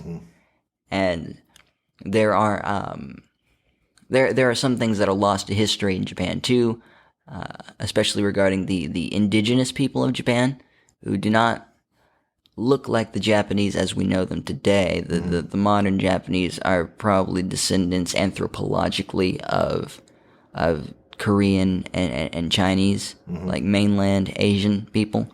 But the indigenous people of Japan, they are a lot darker, but otherwise have very sort of Middle Eastern, sometimes even European features. They have Middle Eastern face shapes and blue and green eyes and darker skin. So they were their own. They were their own people, their own tribe. They were called the Ainu, and they were usually in more northern Japan. But in Japanese history, this would be called the Jomon period, which is the early historical period and the prehistorical period of Japan. They had their own traditions, which a lot of which had influenced Shinto, because Shinto was not a thing in the way we think of it in Korea and China. Some of it was very similar, but it was influenced a lot by the Ainu, and they look a lot like Native American cultures as well. Especially if you listen to traditional Ainu music, it sounds a lot like Navajo music. And a lot of that banging on the floor and the chorus and that sort of thing. And this reverence of bears and animal spirits. And in your Eskimo type viewpoint too is very similar to that. Well, yeah, the Bering Land Bridge was right there. So of course that would happen. That was the Super 8 motel once you get across that perilous strait. Yeah, exactly. So that's interesting too. And the reason we're going that far back, which is 40,000 years probably, that the Ainu first settled in Japan.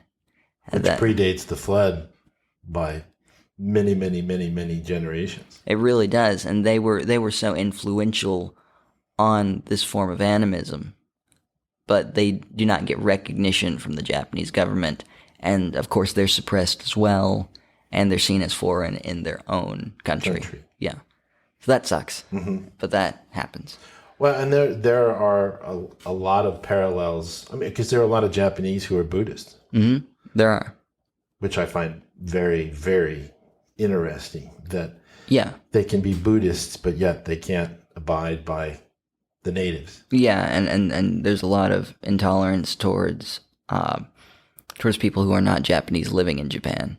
Yeah, it's very strange. And that's another one of those things where you can draw some parallels there, but it's that way with any religion, where there's some things that people just don't follow. They just ignore because it doesn't serve their interest. It doesn't agree to their agenda or, well, socioeconomic battle plan. Right. And that sucks. It does. But that at least says that this form of religion goes back the pre-flood, like you said. So Ainu are cool. Suddenly we don't know a lot about them, but they're still around, and they have mostly intermarried with Japanese people as we know them, but they're still suppressed and all that. But Japanese society and culture borrowed a lot from them. And the thing about Asia, especially the Far East, is people don't just practice one or two religions. They mix a bunch. It's a hybrid.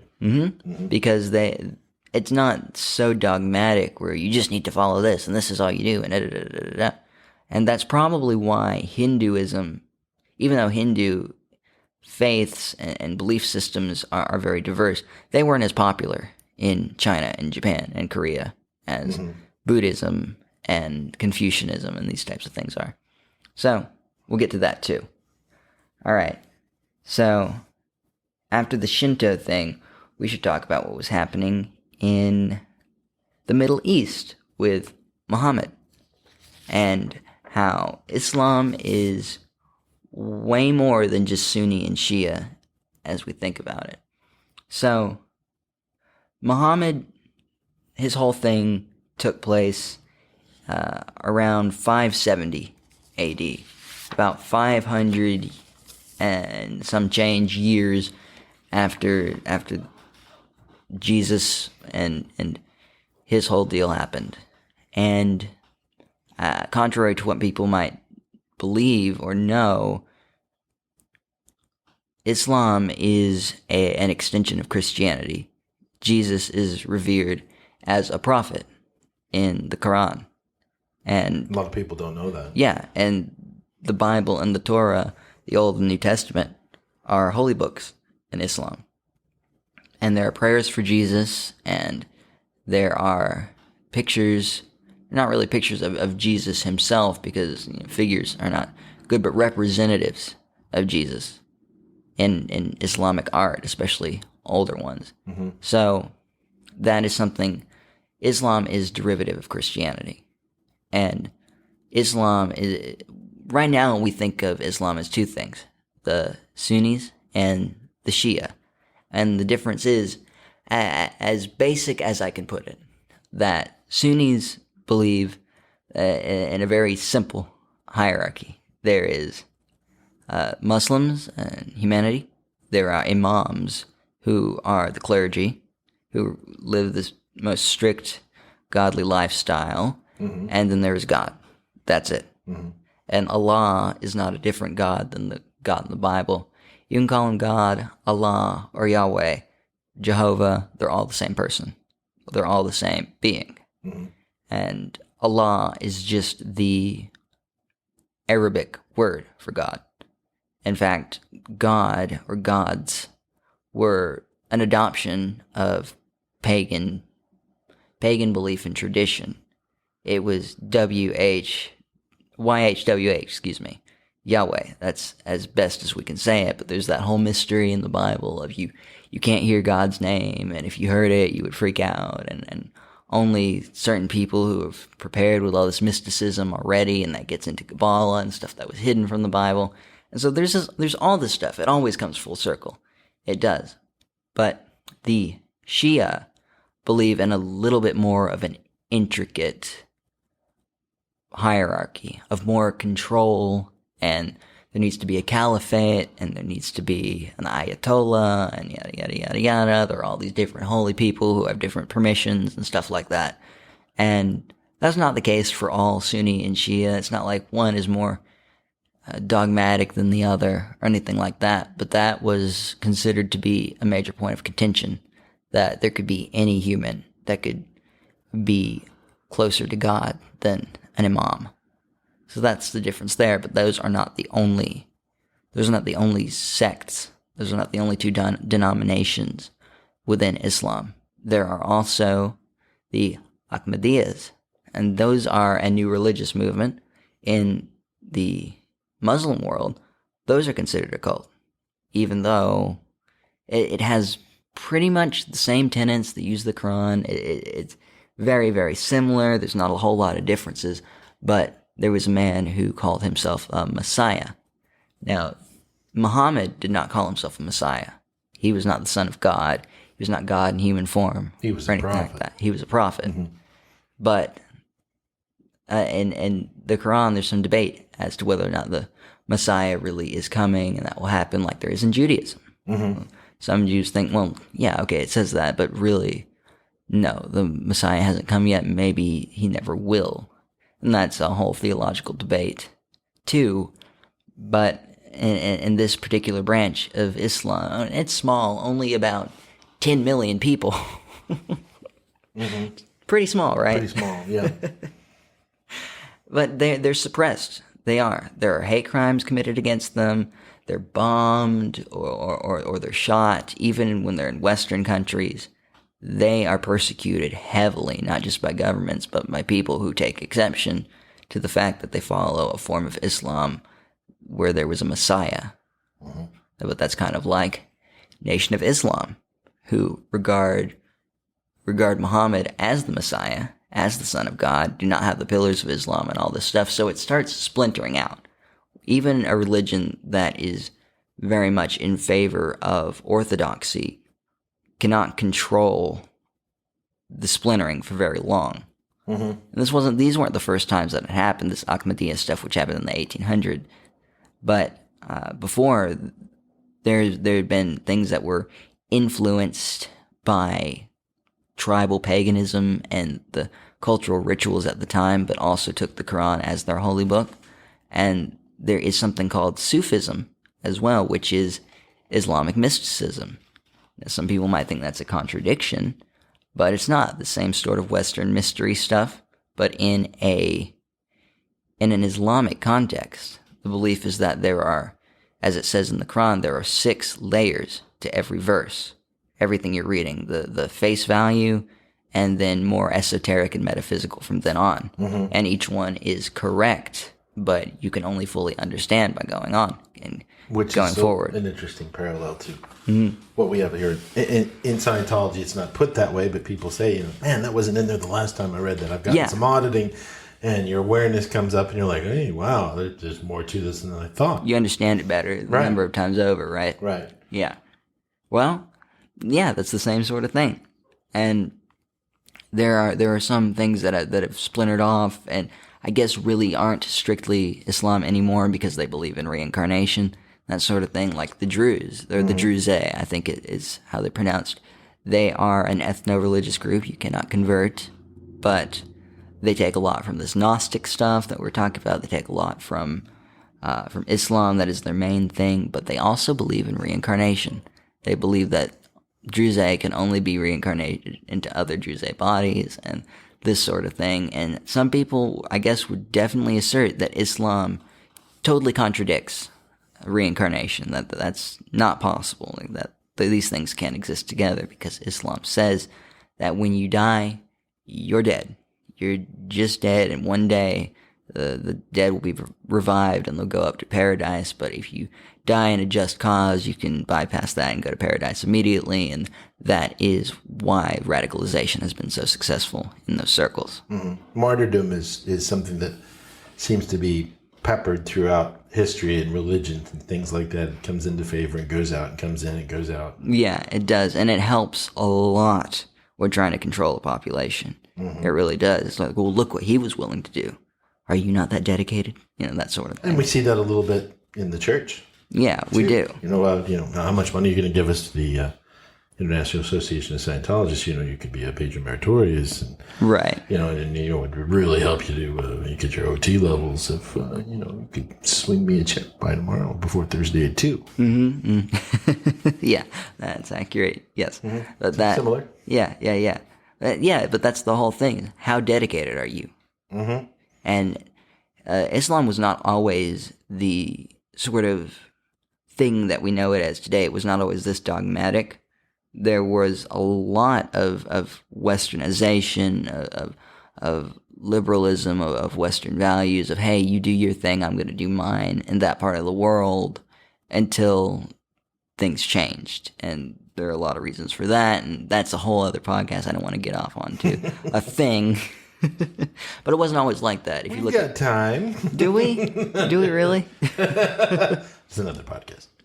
Well, if you look at pictures of Iran in the 1970s, it looks a lot like the United States. Yeah, it was very westernized. Yeah, it was. And women were going to school and becoming doctors, and hanging out in bathing suits on the beach and stuff. And not anymore, Yeah, fundamentalism is it won over. Won over for now. Yeah.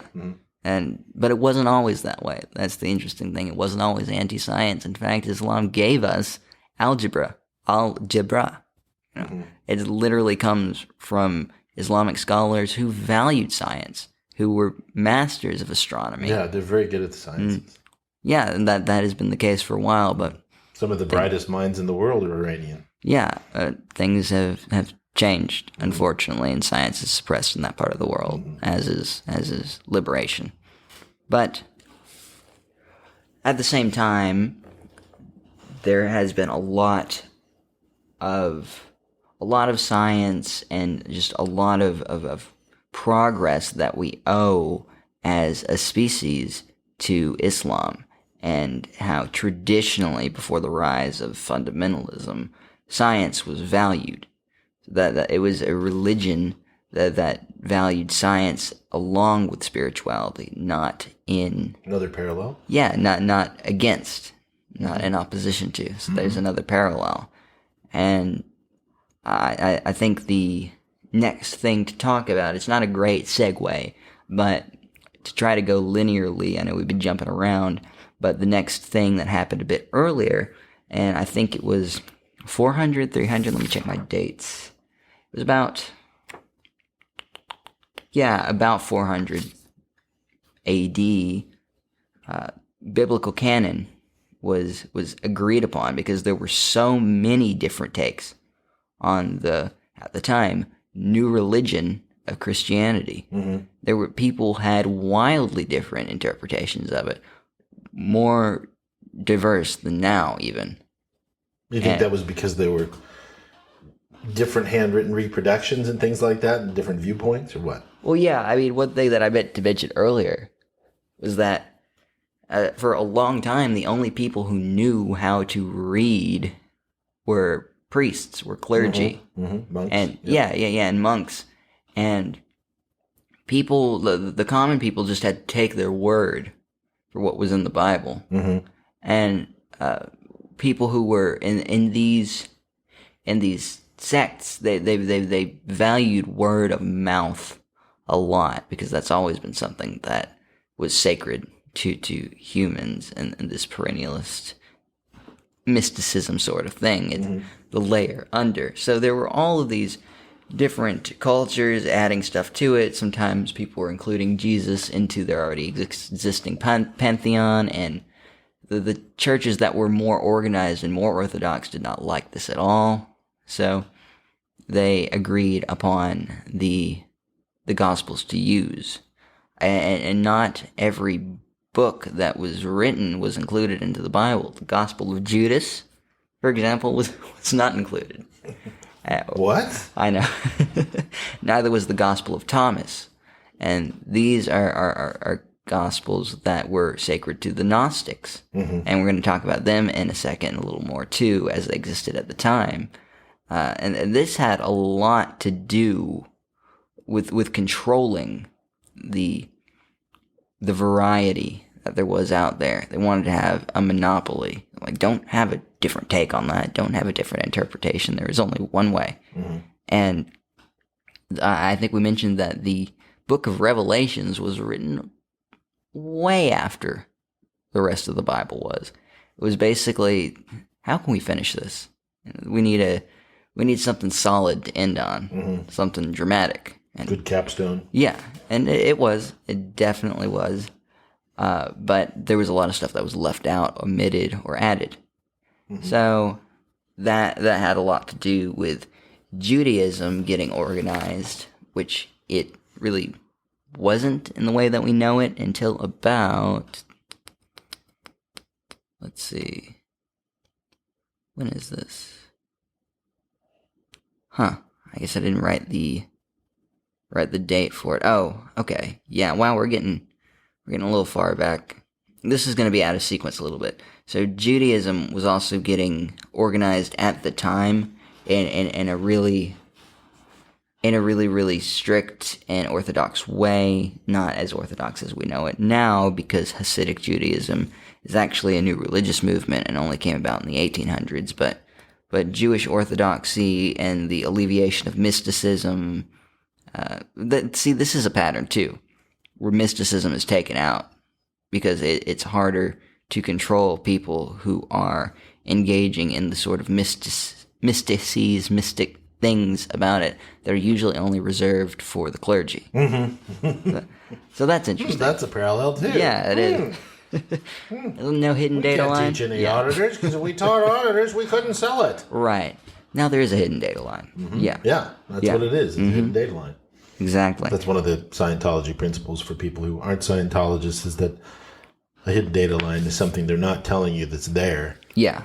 But is there, and only the what's the word I'm looking for?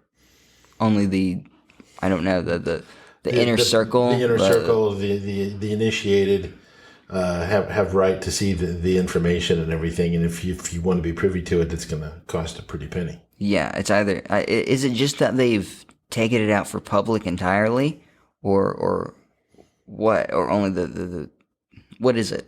Well, I mean, they've eliminated the Class 8 course, Auditor's course, the Class 6 Auditor's course. Except for Class 7 Auditor's course. They barely can train Class 5 Auditors decently anymore. So only Sea Org and maybe staff is what it looks like. Well, from recent publications, from what we've seen, they've eliminated the training side of the bridge altogether. At least that's what's being intimated. Yeah, but how can they keep going if that's the case? Is it not? Well, I thought it's all kept within the staff. Let other people become auditors. You just audit them, and then you train the people who are on staff. Keep it in house. Yeah. Right, keep it in house. You sell the milk, but you don't sell cows anymore. Right, so only staff and Sea Org. Right, got it. Yeah, that's the impression they're giving. Yeah, because I think they know the time is limited, and they want to prevent, quote, squirreling independence from getting as large. Maybe my prediction is wrong. I think that there is going to be a little bit of a boom, nothing dramatic, but when the church finally, kind of runs into the ground finally, there will be a wave of people. Yeah, right. Yeah. And they're trying to prevent that. That's my think on it, anyway. Yeah, the same thing with the ELS auditors. They compartmentalize them and they only learn one L so that they can't go out and they give it to everybody else. That's ridiculous. But which, again, the roots, this sort of thing has been going on for a very long time. Where, Yes. Only the select few are privy to it with a hidden data line. Right. Gosh. Wow. Yeah, I didn't even know it until we started talking about it, really, how similar this kind of thing is. The parallels are amazing. Mm-hmm. And I know that that critics are not going to be able to draw these parallels. And that I know we talked. Don't know enough. No, they don't. And I know we talked about it last time. And yeah, okay. Even when Ortega or whoever the fuck else is being, quote, trained up the bridge, it's being quickied anyway. How do you think you're going to get anything from that? It's only a cursory purview of things. They don't know what they're talking about. Right. Wow. And yeah, all those people from Anonymous saying that they probably know more about it than most Scientologists. It was like, really? Okay, yeah, sitting there getting stoned and not clearing your words really is not a way to go up the bridge and know more. No, it's not. There's sorry. a lot more to it than people think. Yeah, and that's true. And that's true for all of this. In a good way. Yeah, and for all of what I'm saying, there's always another level beyond surface level, but that's reserved only for the top, for the Magister Templies, for the big dogs, the people who will control people underneath. And we talked about that last time with left and right hand path and chaos magic coming about saying, no, anybody can do this shit. This is for everyone. There's not a finite amount of magic or what we would consider theta out there. Anyone can do this. Anyone should do this. It shouldn't be held in these secret societies. But that's a whole discussion on its own. Right. That goes into a podcast on suppression and potential trouble sources and what these things really are, and that suppression is full of subtleties. That's true. All of these things are full of subtleties, but it's just derivative. Yeah. It's all been whittled down into the most bland thing it can be. And I really hope that doesn't happen with Scientology, where people just go along with the basic part for the main part, whatever that means, and stop looking into stuff. They'll eat the prime rib, but they won't do the veggies. Right, yeah. That is not wise. Don't do that. Yeah, well, it all comes down to with most religions is it ends up in money. And how can I make more money? Scientology can make me more money. I'll do that. And then you get into the opposite side of the purpose of the whole thing. It isn't to acquire havingness or physical universe collectible things. No, it's not. It's the opposite. People don't get that. It's the journey. It's not the destination. Right. And that is what has been taken out of all these things. So Judaism was considered a cult by the Romans, as we said. And ironically enough, they were not organized. They were just people mostly belonging to the same ethnic group. Of course, converts were a thing, which they didn't like. The Roman Empire really didn't like that they allowed conversion at all. They're taking our people away from our worship of gods that we took from the Greeks. And gave them different names. Stunning. The hypocrisy. It's amazing. It really is. And, you see a lot of that in the Bible. A lot of what all that is about was how, Judaism started to be controlled only by the enlightened, by these navel-gazing Pharisees and that sort of thing, who were like, no, you have to do it this way. You have to do it like this. And the people who were like, hey, I'm just a Jew trying to practice my religion. What's the fucking problem? You're doing it slightly different. Okay, that was the issue. And Jesus came along and was preaching, and he was a rabbi. which people forget. Translation teacher, literally, they were saying rabbi. Like, and Matthew said rabbi, asking questions, that sort of thing. And he was saying something radical at the time. He was saying, no, don't worry about all that stuff in the Old Testament that was referring to laws and how not to get caught being a Jew in a polytheistic pagan world. That's not relevant anymore. You don't have to pay attention to any of that stuff. Really, it comes down to this, and describe love and forgiveness, and that all sins are equal. And he was going out and preaching to prostitutes and alcoholics and the destitute and lepers, people on the fringes of society. The wealthy rabbis didn't like that. Not at all. And the Roman Empire didn't like that. It was a problem. Isn't that interesting? Yeah, it really is.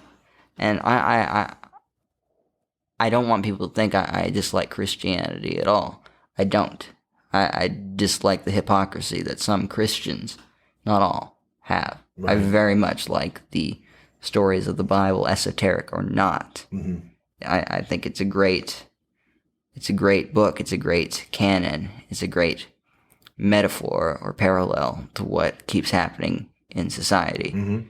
And so Judaism got properly organized a couple of times. At first it was organized in quotes, but then it was, okay, we need to really actually organize this a little bit more and have doctrines and say which books are we going to use and which are we going to leave out, and Christians are not Jews and that sort of thing. It was a response to this new sect, a sect of a sect, which also sounds familiar, saying, we're going to leave that out. We're going to not go with what this new guy's saying. So the Roman Empire didn't like either of those two.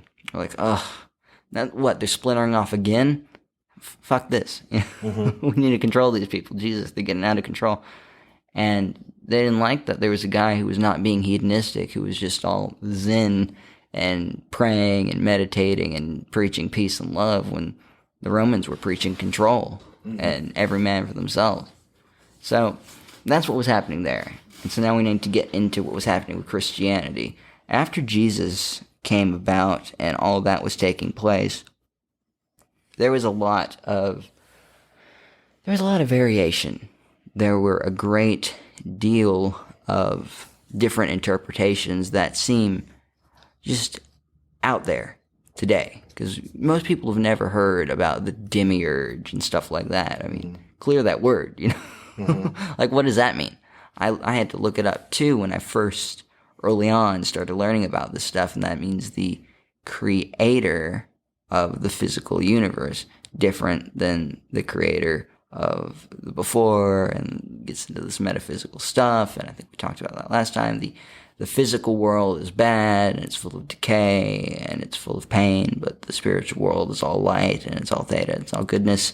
And those are two different gods. The God in the Old Testament is vindictive and punitive, and the one in the New Testament is forgiving. That is the way the Gnostics saw it. And the Gnostics were people who were in early Jewish Christian sects or cults. This was not a time when there was distinction between the two. They still saw themselves as Jewish, but in modern times we would consider them Christian. So this was a new thing, and of course things were going in a bunch of different directions. Not all Gnostics believed the same thing. Not all Gnostics even believed that the Old Testament God was bad. Some believed the devil is terrible, was awful. Some believe he was a neutral figure. Some believed all of this is just metaphorical. Some believed Lucifer, the devil, is good and was rebelling from a point of liberation, which feeds into the left-hand path stuff today. So there were a bunch of different viewpoints, and that is why the Christians finally agreed on canon.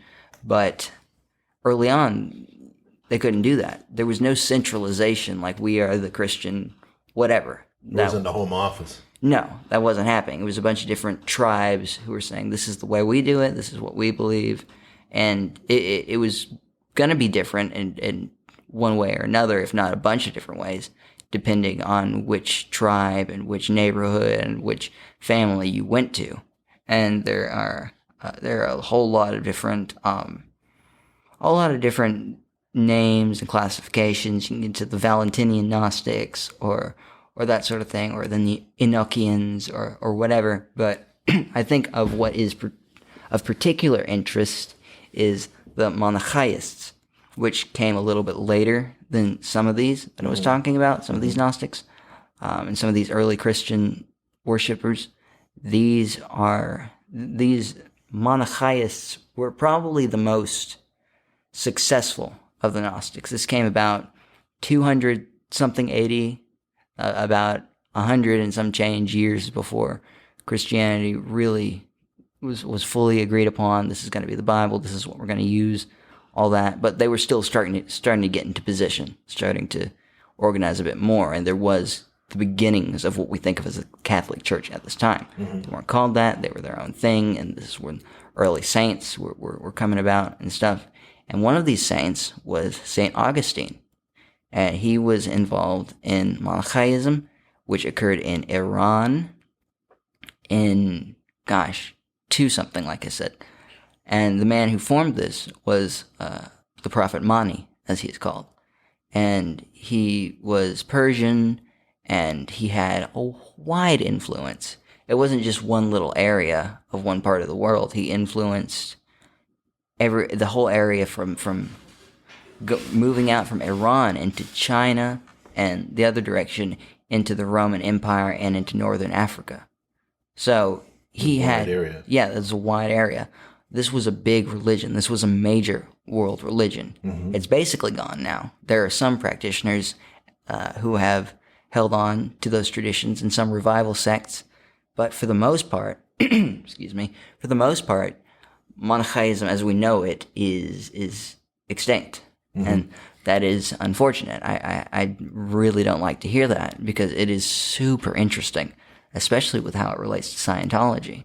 Now, there's a lot of the same types of mystic stuff that we've talked about in other subjects here about the one God being malevolent, and the one who created the physical realm is malevolent, and the one who created the spiritual realm is not, and all that stuff. And going back, in case you can't see the parallels here, listeners, this kind of resembles Scientology vaguely. This sort of separation between the physical and the spiritual.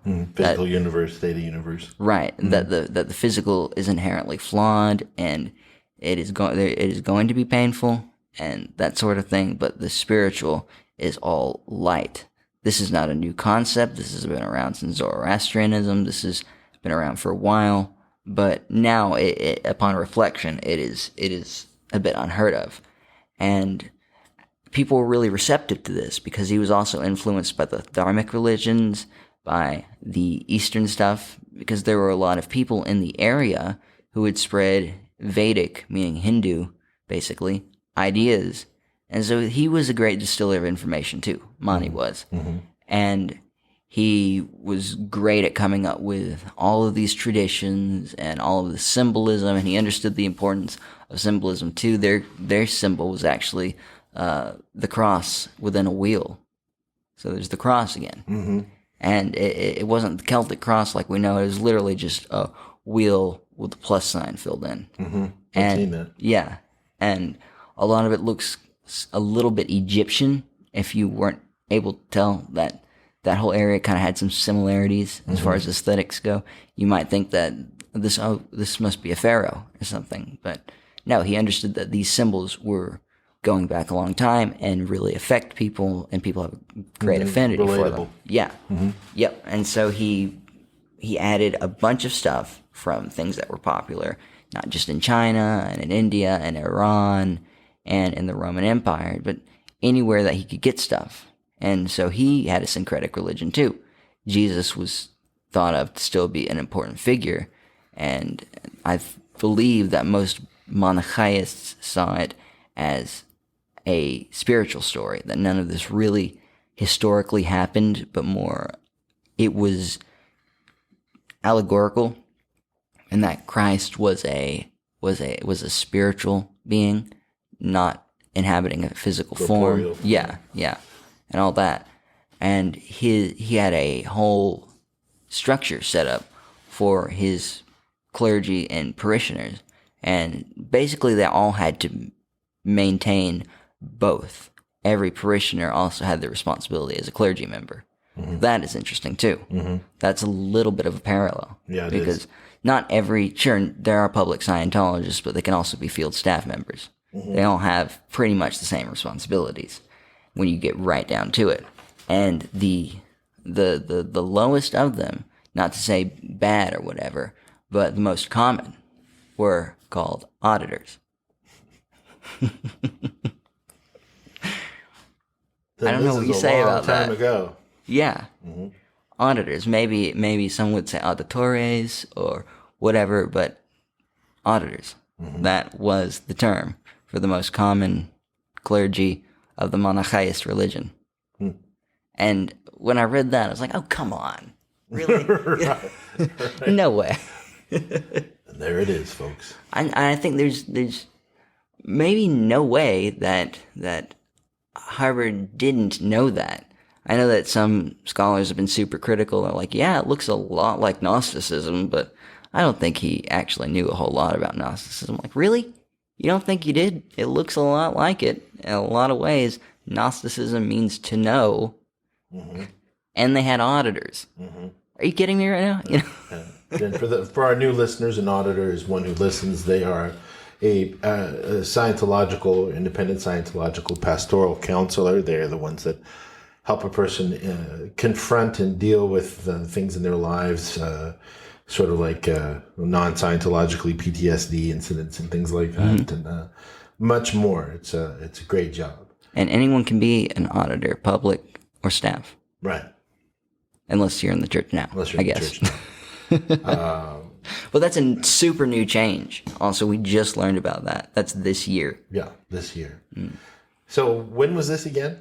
Monotheism? Mm-hmm. This started about the late second or third, I guess. Right? 1, 2, yeah, 3, the late third millennia. Millennia? Yeah. So about 1700. Or 3rd century, rather, excuse me. 1700 and change ago.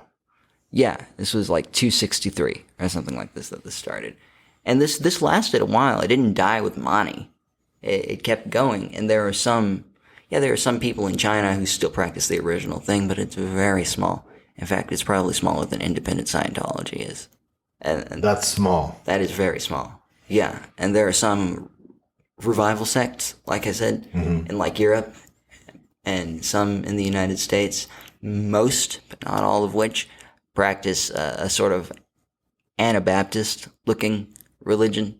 You know, they're very very traditionalist, mm-hmm. that sort of thing, just rejecting modernity. Very conservative.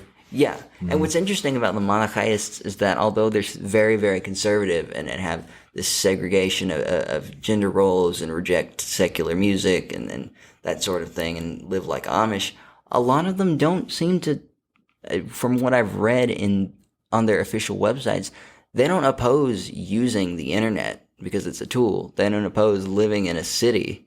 They think it makes it harder to live a godly lifestyle, but they don't oppose it. And they don't even oppose having gay people within their congregation. As long as they can live the monotheist lifestyle, they fully accept them. Mm. That is an interesting direction too. You usually won't see something like that. No, not in a view with a viewpoint like that. No, and so it's sad. It's really sad that it's come down to maybe 1,000 people, being generous. Mm. But that's how many are left. So much so. Auditors. Yeah, so much so that they're all called auditors because they're all both clergy and parishioners, and that means listener. They hear each other, mm-hmm. and ours is one who listens. Yeah, and we hear each other, mm-hmm. Mm-hmm. And we hear Hubbard. So I think there's a parallel there. Mm-hmm. There really is. Yeah. Okay, so since we're getting up there in time, and pause it or do whatever you got to do, I hope you're sticking with us because we still need to talk about the ancient stuff. We need to talk about the Eastern stuff pretty heavily, more so than we have already. We've talked about mostly the area between East and West here, the Middle East. So now let's get into, we talked about Jesus and what happened there. So let's not spend too much time on that. I don't think there's really much more to say. Let's talk about Taoism. So a D or a T? Well, that depends on who you ask.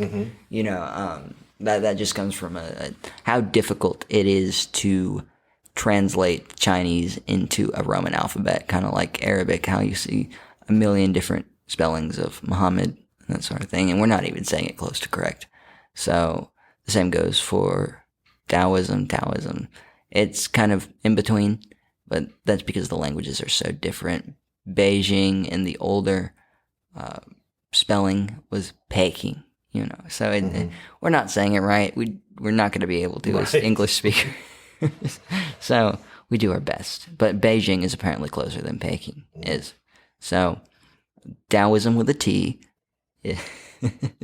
is it's not even really a religion as much as it is a philosophy. Right? Yeah. But it also does preclude some religion, so then again, it's kind of a religion. And there are priests, kind of, and there is a cosmology and all that. And that's kind of like how people are all up in arms about Scientology. And I know it's not a cosmology, but like, God, Scientology has no business having a cosmology and having an origin story and you know, like, why not? Taoism does. You think there's no esotericies there? You think when you get deep into Tao, it's just more of these confusing poems? That's just what it is ad infinitum? No. You get into the good stuff there too, is what I'm saying. And there's a whole bit about demons. When, for the most part, when you're looking at Taoism, you're like, what does this have to do with demons? And that sort of thing. But again, that's only when you get to a certain level. That's only when you get to a certain point of understanding that you start hearing about these sort of things. So, Taoism is hard to explain. It's hard to describe. But it is essentially go with the flow. Our brains, our minds are not separate from nature. We're part of nature. We are souls inside flesh robots, basically, which again, familiar. And we can try our best, but we'll always just have a limited understanding of the universe. We go with it, not against it. And there's some parts of Taoism which described how to rule people and others how to be ruled, but it was always basically just go with it. Let nature happen, because we're not separate from it, and it's futile to think we are. So that's the main tenet. There are all of these poems, these riddles that are hard to decipher. Some are easier than others. Like the journey of 1,000 miles starts with one step. That's pretty easy to get. But there are others where it's just like, what are you talking about? Like govern a large country like you cook a small fish. I don't know what that means. And maybe the point is that I'm not supposed to. You know, that's, again, fun. And I guess some people consider that having fun with it and purposefully being confused and reveling in the mysticism of it all is somehow bad. But this has been happening in the East since ancient times. Yeah, a long time. Yeah. And they love the riddles. Yeah, they do. And that's okay. That's fun, because the Tao is not just that esoteric stuff. A lot of it is really helpful. It just rules for life, basically. This is how you're happy. Just go with it. Just don't fight it. Do the right thing. But just do you and go with nature. Well, and that's there's cool. Another parallel. Yeah, it is. And they're not like saying that the government's always right or that the prevailing morality of the time is correct. They're not saying any of that. They're just saying you are part of nature. You can't be distinguished from it no matter what your inclinations are. Not you live your life the way you want to live it. But know your best course of action is not resisting the current, but to go with it, which is true. That's what I've found, at least. So that's Taoism. And there's a lot more that has to do with Scientology too, but I don't want to spend too much time talking about it.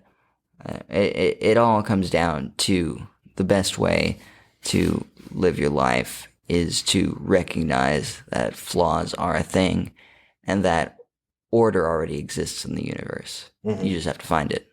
It seems to me that a lot of the basic concepts that we have in Scientology, the cues, the logics, the axioms, all of that, they've always struck me as very Eastern. Yes. Just one little nugget at a time in a sentence or two or three at most, and one builds upon the other, and you have to really understand the basic of the basic of the basic, and then you just kind of build from there, and then you keep going. It seems so Easternly systematic in nature. It is, and I believe it was written in a way to distill all the wisdom from both the East and the West into a way that was havable for the average person. Could metabolize. Yeah, because the Western esoteric stuff, that was going to go over like a Led Zeppelin in Western culture in the 50s. You'd think everyone was going to be super open to that. No. Right. No, that just wasn't going to happen. And I know that Hubbard knew that and definitely took the structuring from Rosicrucians and Thelemites and stuff like that, which goes back further, but also took a lot of the advice for life and the ethics from the East. So it is a combination of both. And the syncretism, the distilling of information, it's still a new thought. It's not theft. That's not how thoughts work. No, I mean, everything, like we were saying earlier with the derivation, everything builds off of everything else. You look at every word, almost every word in the English dictionary, there's a derivation. Right. Where did it come from? Where did it start out? How did it evolve? And it went from, meaning potato to talking about something far more haughty than that. But that's how things build, as collective understanding goes with things. Right. Symbologically. And it's true. It really is. And it's hard to win the game. You really can't with people who are just critical, because either Hubbard stole everything or he made it up. Well, which is the criticism there? Because apparently you can't win then. And the fact is, it's both. Some of it's original. Yeah, some of it's original. Some of it is derivative. Either way, it works. Yeah, so much of the stuff that's in the Bible comes from earlier things. And then a lot of it is original too. And I guess there's some mystery in the fact that we don't have all of the documentation of all the people that Jesus of Nazareth pissed off or upset during his youth or whatever. And so there's plausible deniability there. But these were all just people. All of them. Everyone we're talking about. All of these wise men they all jerked off, they all had bad days, and they all upset people. And that doesn't negate what they had to say. Right. They were living the life of a being in a body. That's true. But they definitely left their mark. It definitely had a lot of wisdom. Of course, not everything they had to say was wise. I don't even believe that about Hubbard himself. But most of it was. And there's a lot you can take away from it. Right. So next, I think this is a good segue into Confucianism. Because Confucianism is a little bit different. It's not so much legalism, which was a whole other thing in China, which basically comes down to go fuck yourself, obey the law. Which, whatever, fine. But I think that's a bit absolutist, Confucianism was kind of like that, except, okay, if things get bad enough, don't obey the law, try your best, is what it was. And be ethical, be truthful, and all that sort of thing. And so it was, in some ways, a bit more authoritarian and traditional, but a lot of what it had to say was common sense. just in these sort of riddles. And like I said, Chinese people in particular, and people in East Asia, do not usually just practice one religion or just one of these. They incorporate all of this. Mm-hmm. And Confucianism is very influential. It just was. So he was more of a philosopher. Confucianism is usually not called a religion at all. It's just Eastern philosophy. Mm-hmm. You understand? And it's less mystic than the others, but it is practical. It teaches you how to learn, mm-hmm. which is familiar too. Got to apply it. Yeah, it's all applied. It's not just you are or you aren't. There's some doingness involved in it. Yeah, and it didn't really speak a whole lot. To some extent, it did talk about astronomy and stuff, but it wasn't as mystic. Like I said, it was mostly, this is how you can live a good life. And so people still look to Confucius for guidance. And I from what I have read, it seems that Hubbard was influenced by that as well. It would seem, yeah. Yeah. So the next bit we should talk about is Buddhism, mm-hmm. which I am excited for, mm-hmm. because this is where a lot of the reincarnation we're going to talk about mm-hmm. comes from. So Buddhism, as I'm sure you already know, came about when Siddhartha Gautama, who was a prince in India, finally for the first time in his life saw suffering.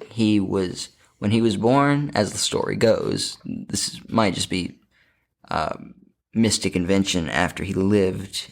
That is probably the case, but there's probably also some truth to this. When he was born, his parents saw that he was very, very wise, and somebody told them, and one of their advisors said, this kid is either going to be a great military ruler, or he's going to be a guru, basically. He's going to be a guide for people spiritually. And they didn't want the latter at all. Like, mm-hmm. oh, he's going to be a military ruler. Mm-hmm. That's what he's going to be.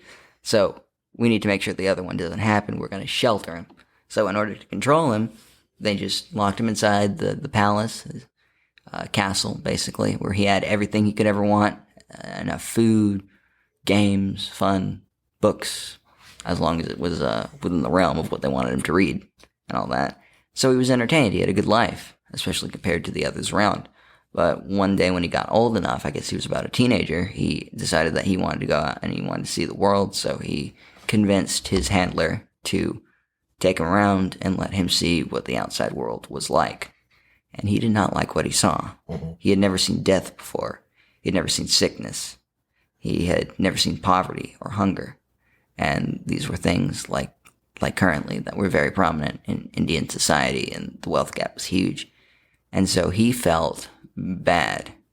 He felt really bad. And this negative feeling in him prompted him to go and meditate the way that the Hindus, that was the prominent religion in the area at the time, mm-hmm. did. He decided to go meditate under the Bodhi tree, which is a sacred concept in Buddhism as well.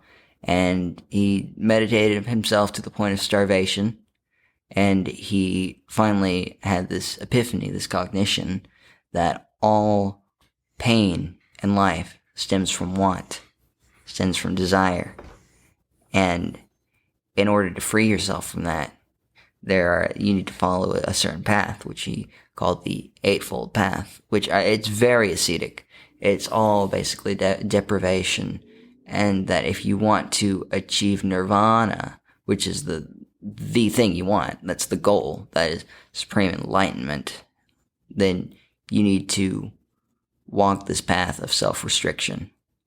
And that comes from, not, if you're going to live the monastic lifestyle, which is a whole thing too, you need to deprive yourself of sex, of pleasure, of drinking, of overeating, of fun, and dedicate yourself solely to thinking, to meditating, to your religion. Yeah, abstinence. Mm-hmm. Mm-hmm. Yes. And some people, and he said, certainly you can become enlightened and not do this, but this is the best way forward if you want to live as a monk. And people have been following him and trying their best to follow his principles and still exist within our society at the same time, which is a whole struggle for the average Buddhist and all that. But it has a lot more to say than that too. He considered that humans would not be born into other humans solely. They could be born into anything. If they lived their lives negatively, they would be born into a louse or into an animal or something that would be mistreated. But if they were good, if they lived their lives treating others as they want to be treated and peacefully and not fighting at all, not even defensively, then they would become a human in the next life. And eventually, if they lived better and better each lifestyle or each lifetime, they would get better, and they would be in a higher position and all of that. And that is the basics of Buddhism. So that's not a religion in the way that most people would traditionally think of it. But try telling a Buddhist that. That's what I say. Yeah. Because it is a commitment. It's a huge commitment. Yeah, and it's very real to them. Yeah, and that's a lot to ask of a person. And it is a commitment. It is. And they're very non-judgmental. Buddhism is also not perfect, but I think that was influential as well. Especially that, this was something in Taoism that I kind of overlooked too, but this is huge in Buddhism, that what you put out there, you pull in. You reap what you sow. They're parallel. And that occurs each lifetime too. And that there are cycles. There's always a bit of good and the bad, and there's always a bit of bad and the good. And not everything is perfect. It inherently can't be. But nature is the closest thing. And even in nature, there is decay. And it's all a cycle. So that is Buddhism. The next bit I think we should talk about, and this actually has a lot of parallels, is Jainism. Now, Jainism is kind of like Buddhism to the extreme. You cannot even harm a microscopic life form in Jainism. So, to the Jains, you have lived countless lives before, and you will continue to. Their goal is to get out of the death rebirth cycle, because it is inherently painful, and to return strictly to the spiritual universe. And to that point, we've both heard this before, where people say, well, that's the point of Scientology, is to get out of the death birth cycle and all that. Like we were talking about the other day, I've never seen anything that says that. Satan needs a game. You can choose or not choose to be in a body. Physical universe is tough as a Thetan, which is a spirit to those who don't know. We are Thetans. You are a Thetan. You don't have a Thetan. Yeah. Or a Thetan. It's a Thetan. Or my Thetans. What are you talking my about? My Thetan hurts. Where did you get that? Yeah, I need to scratch my Thetan. No, you are a Thetan. And that's one of the funny things that people kind of add into the whole Scientology concept is you're trying to get your way out of the physical universe. Right. Because it's nuanced, and that's the logical conclusion, they think. Right. But, well, they should probably be following Jainism if that's what they're interested in doing, because life can get pretty boring. Like Hubbard says, death is boring. There's nothing there. It's there's nothingness. Where if you're a chess piece on the board and you know how to play the game or games, you're much better off. You can get better at the game by using Scientology principles and applying them to that game. That's more the idea. Yes, and there's more to Jainism than all of this, and there's a lot that really speaks to Scientologists, or I think they would. There's more than just the death, the rebirth thing. There's like a whole there's a whole other bit that's esoteric too, that has to do with the realm above and the realm below, and they believe that heaven and hell are real, but they're the physical universe too. They're physical places. and they're not permanent. And either way, you're still entrapped in the physical universe. So that's still a problem. And even and they believe that the gods of Hinduism are real, but they live in the better place. But it's not perfect. It's still not perfect, and that's not the end goal. So that's really interesting. You usually don't hear about that. No. And they also consider that in each lifetime that you have, whether good or bad, if you are doing things out of passion, they leave a mark. They leave a mark on your soul, and that there are atoms, basically spiritual atoms, just as real as physical atoms, that will attach to you because of these passions. And since they leave their mark, they're going to carry with you. And if you do something bad, it's going to be even worse. And this just keeps happening and happening. And the source of it is attachment, a lot like Buddhism, even though this is earlier. So the only way to get out of this cycle is to live non-attached and doing good deeds. And that's not every Jain. Every Jain definitely won't do that, but the clergy, the monks and nuns will. And since monks and nuns are equal, women have as much of an opportunity to get out of the cycle as men do. But the Jains who are not clergy say, okay, well, I'll get out of it next lifetime because I cannot be completely celibate. They believe that wasting any life at all is a sin, basically, and which will continue to drag you here. There's similar parallels there a little bit. Yeah, I think there are. It sounds to me like, well, wait, you take over stuff with you each lifetime, and they've left their marks, and it's all a balance, right? And it's all about trying to get the balance back to a level, and that's kind of what's happening here in Jainism. And so So Jains can't eat meat. They can't eat potatoes because you have to rip up the entire plant, and anything that's destructive, if it destroys, if it destroys the earth at all, they have to live as green as possible. Their lifestyle is more relevant than ever, and they eat vegetarian. The monks have to sweep the road before them as they walk so that they don't kill any microbes on their way. Isn't that interesting? That's cool. Yeah. Well, it's similar to the concept of dynamics and what you leave in your wake on all dynamics. Maybe a little too significantly, but that's for every person to decide. Right. And that don't leave a negative footprint. Right, and that's, like I said, that's only for the clergy. That's not the lay people. That's only for the people who decided, now, I want out now. After I die here. And they're so unattached, they are not allowed to live in a stable place. They have to be nomadic. They cannot have any money. They can only have the most basic garments, and they can only beg for food from other Jains. And that is considered the most holy thing you can do, is to feed a Jain monk or nun. So that's cool there. And the swastika is really important to them. That is their biggest symbol. And it's very sad that it had been co-opted like it had. Yeah, right, appropriated. Yeah, because that symbol shows up everywhere. Everywhere. And I don't think now is the time to talk about the Raelians, but they recognize that too and have their own concepts of why that is.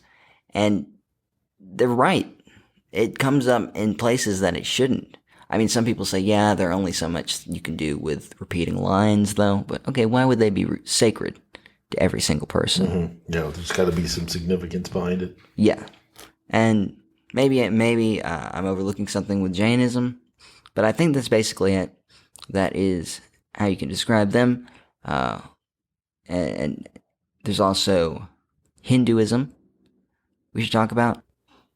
So Hinduism is the earliest religion in recorded history as far as we know. Their sacred texts are things called Vedas, which are a series of, texts that describe gods and these intricate epic battles and realities and these stories. And Hinduism, instead of being one mainline thing, one mainline religion, is actually a bunch of different interpretations of something that goes back like more than 5,000 years. This is ancient, and it's still around today. And some people have wildly different interpretations, and there is even kind of a parallel to right and left-hand path Hinduism. There's heterodox Hinduism as well, which is, instead of being ascetic and orderly and all that, is more about mysticism and chaos and individualism and that sort of thing. And they're all valid within India. They're all widely practiced. There are so many distinct sects of Hinduism that have branched off of branches, which have branched off of branches, etc., that it would take us so much time to go through all of them. And so instead of being one whole religion and different Hindus and different sects of Hinduism consider different texts, different Vedas to be sacred, and some gods are more sacred than others in different sects and that sort of thing. But you might know the line from Oppenheimer, I am become death, destroyer of worlds, that whole thing. That is a prominent Hindu story, and there's a lot of that sort of destruction thing. And it might have been more influential than we give it credit for the biblical amazing tales and the sort of poetry that is prominent in religion to this day. It is so poetic, and it's really hard to talk about Hinduism and any sort of absolutism, because, like I said, some are radically different, almost opposed to each other. But the fact of the matter is they have these celestial gods which have their own things going on, and they have their own fables and their own sense of morality. And what is vastly misunderstood is the caste system. So the caste system wasn't always the oppressive entity that it is known as today, but it has always been around. The caste system originally described that there were people who, you commit bad deeds, you commit good deeds, you have that moksha, you have the spiritual atoms that attach to you from passion, from the good or the bad you commit. And depending on how you live your life, you will be born into a different caste, meaning not a class, but a skill set, a type of person. You'll be born as someone who would be intelligent enough to be a priest, to be a scholar of the Vedas, or you will be born working class, or anything in between. So all this stuff of it depending on family and all that wasn't the case until someone saw that they could exploit it. Right. Yeah, that's what I've always thought. Yeah. It smacks a little bit of our chart of human ability. The more free theta you have, the more uptone you are on the tone scale and everything like that, the more capable you are. Yeah, that's exactly. kind of what it sounds like. Yeah, I think that's a really good interpretation, and in fact, I think that's accurate. So I think that Hindus definitely knew what was up, at least a little bit. And there's all this reflection that, hey, maybe the Hindu gods, because they're different colors and they're humanoid, but they're a little bit not. They have extra limbs or whatever. Maybe they're from a different planet or whatever. That's really inconsequential. Maybe that's true. Maybe it's not, or maybe it's just allegorical. But either way, these gods all serve different purpose, and some of them were of destruction, and the destruction was not seen as bad. It was seen as a natural consequence of how humans lived. And of course, there are stories about the flood. There's a bunch of sacred geometry stuff in there too. And there's even the branch that considers the feminine to be sacred, or the androgen to be sacred, and there are gods for all of these different things which reflect humanity. And in India, they didn't think of things as rigidly, as dualistically as we do here. They saw the world, until, of course, it was exploited, the caste system and all that. They saw the world instead of black and white in worlds of grays. And for all things, there was an explanation, an understanding to be found in the ancient Vedas. And instead, these days, it's, well, outliers are bad and that sort of thing. But it wasn't always that way. It really wasn't. And, of course, you try to live as good of a life as you can. And cows are sacred, and that's true. But it's not even completely true that all Hindus were or are vegetarian. In fact, there are some Hindu sects where you eat cows in this sort of sacred ritual. And rituals are the key thing in Hinduism. It is very focused on all of that. And they believe that humans can only be reborn into humans. They were talking about reincarnation 5,000 or 6,000 years ago. And there have been many documented cases of Indian kids coming back. Yeah, coming back and remembering things they shouldn't have remembered. And that sort of deal. And so, sure, there are Hindu fundamentalists like in anything else, but this is one of the religions that I think influenced the things that influenced Scientology. Yeah, heavily. Yeah. And they influenced the Greeks, too. The Greek polytheistic system was influenced a lot by the Hindu polytheistic system. And, it's like there's one god who is the head of all the other gods, and that's I believe that is Vishnu, and Greece, that is Zeus. But even the Greeks had their own polytheistic system before the one we know it now, and there's almost nothing on that historically. There's like 1 or 2 books, because they were wiped out. So there's a lot to be said here. I don't know what else. I do think we should talk about the Zoroastrians a bit, but I wanted to mention that the Hindus, being the oldest religion that we know, we're already talking about reincarnation, and we're talking about reincarnation only into human or humanoid forms. So that's similar. Right. Yes, there are quite a few parallels with the Hindus. Yeah, and as far as I can tell, nothing was directly derivative in Scientology. Instead, it seemed to be pulled from every little thing. Yeah. Something from each. And that's cool. I like that. Yeah, it's well grounded from a lot of different viewpoints. It's not just one viewpoint like a lot of other philosophies or religions. It was, is from all over the world. That's true. And Crowley, we talked about last time, studied Hinduism to a great extent. And so did Blavatsky and all of that. And the difference between... References to podcast number 1. Yeah. The difference between these two are that in the Eastern religions, you're trying to reach nirvana for this lifetime, for the most part, not all of them.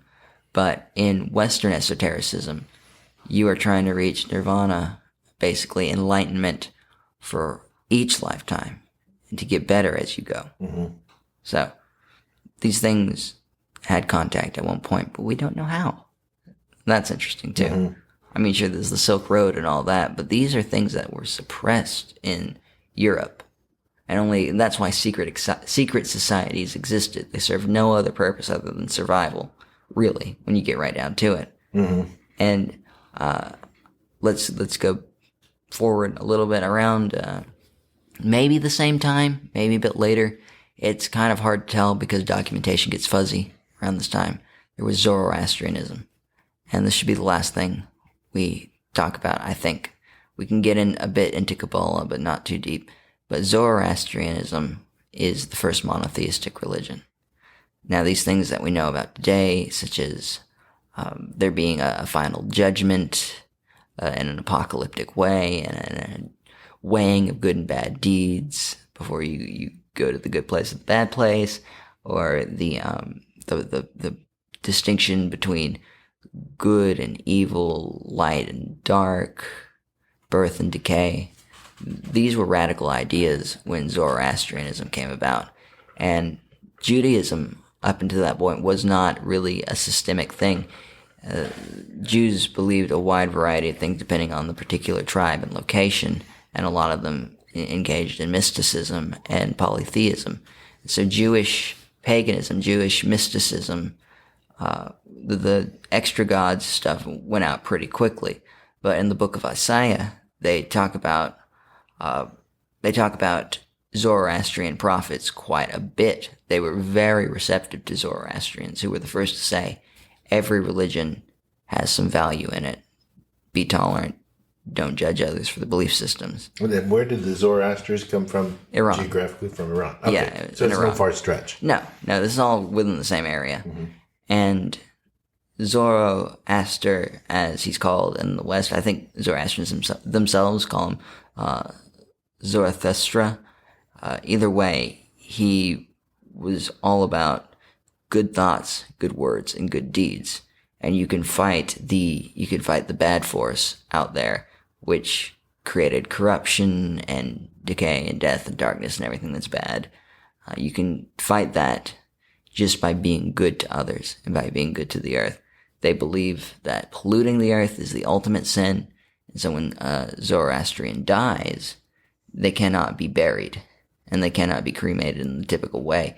They have to be, traditionally they would stack bodies up in the sun to be eaten by birds, and then bones to be bleached, giving back to the earth in one final act of good to be weighed. Mm-hmm. And now a lot of governments have banned that practice, and it gets increasingly harder when Zoroastrians are living in urban areas. So they have invented ways of cremating bodies without polluting, such as with electricity or by utilizing mirrors to degrade the matter with solar energy. Mm-hmm. So they're very, very committed, but there aren't a lot of them left because you can only be born into Zoroastrianism, and they've been suppressed everywhere they've gone. There are about 60,000 left.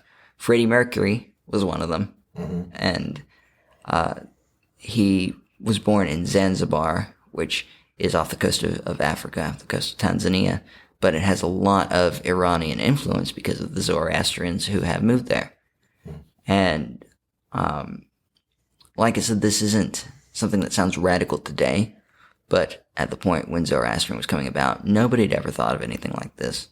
This was not how religion typically looked. It was all pretty much imperial cults and polytheism, usually both, usually a mixture. And it was kind of every man for himself and that sort of thing.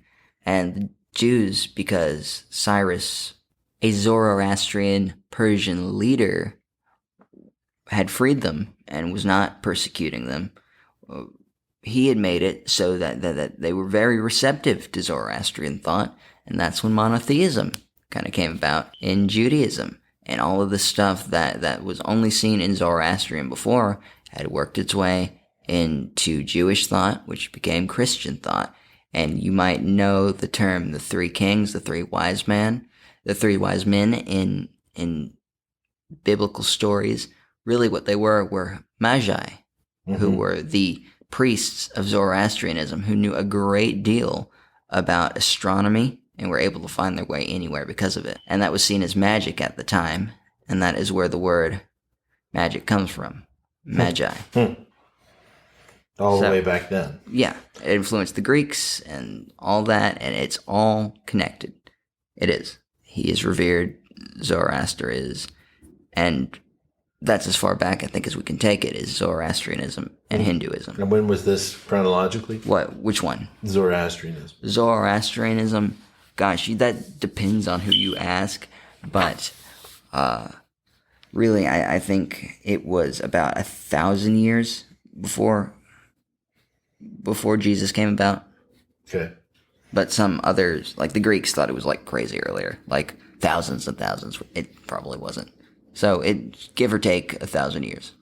So what parallels can we pull from Zoroastrianism to Scientology? Well, there aren't as many, honestly, with Zoroastrianism, I mean, it's interesting because of all of the ideas about good words, good thoughts, and good deeds, and that you are only fucking yourself up if you're committing sins and that sort of thing, and all of that sort of deal. And there was this idea that you need to be truthful, no matter what, and that you are only hurting yourself if you engage in, and that the only way you can become a good Zoroastrian is to be true. So that's it, I suppose. There's some other more esoteric stuff we can't get into. Right. We just can't. But there's some stuff there too. I promise. Well, that pretty much wraps it up for us this podcast, folks. If you have any questions for us, feel free to post them on Facebook. And you can find us on ao-gp.org on the web and on Facebook, Instagram, Reddit. And we'd love to talk to you about these subjects that we find fascinating, Eddie especially. Mm-hmm. So for Eddie Cairo, it's been wonderful. I've really enjoyed this.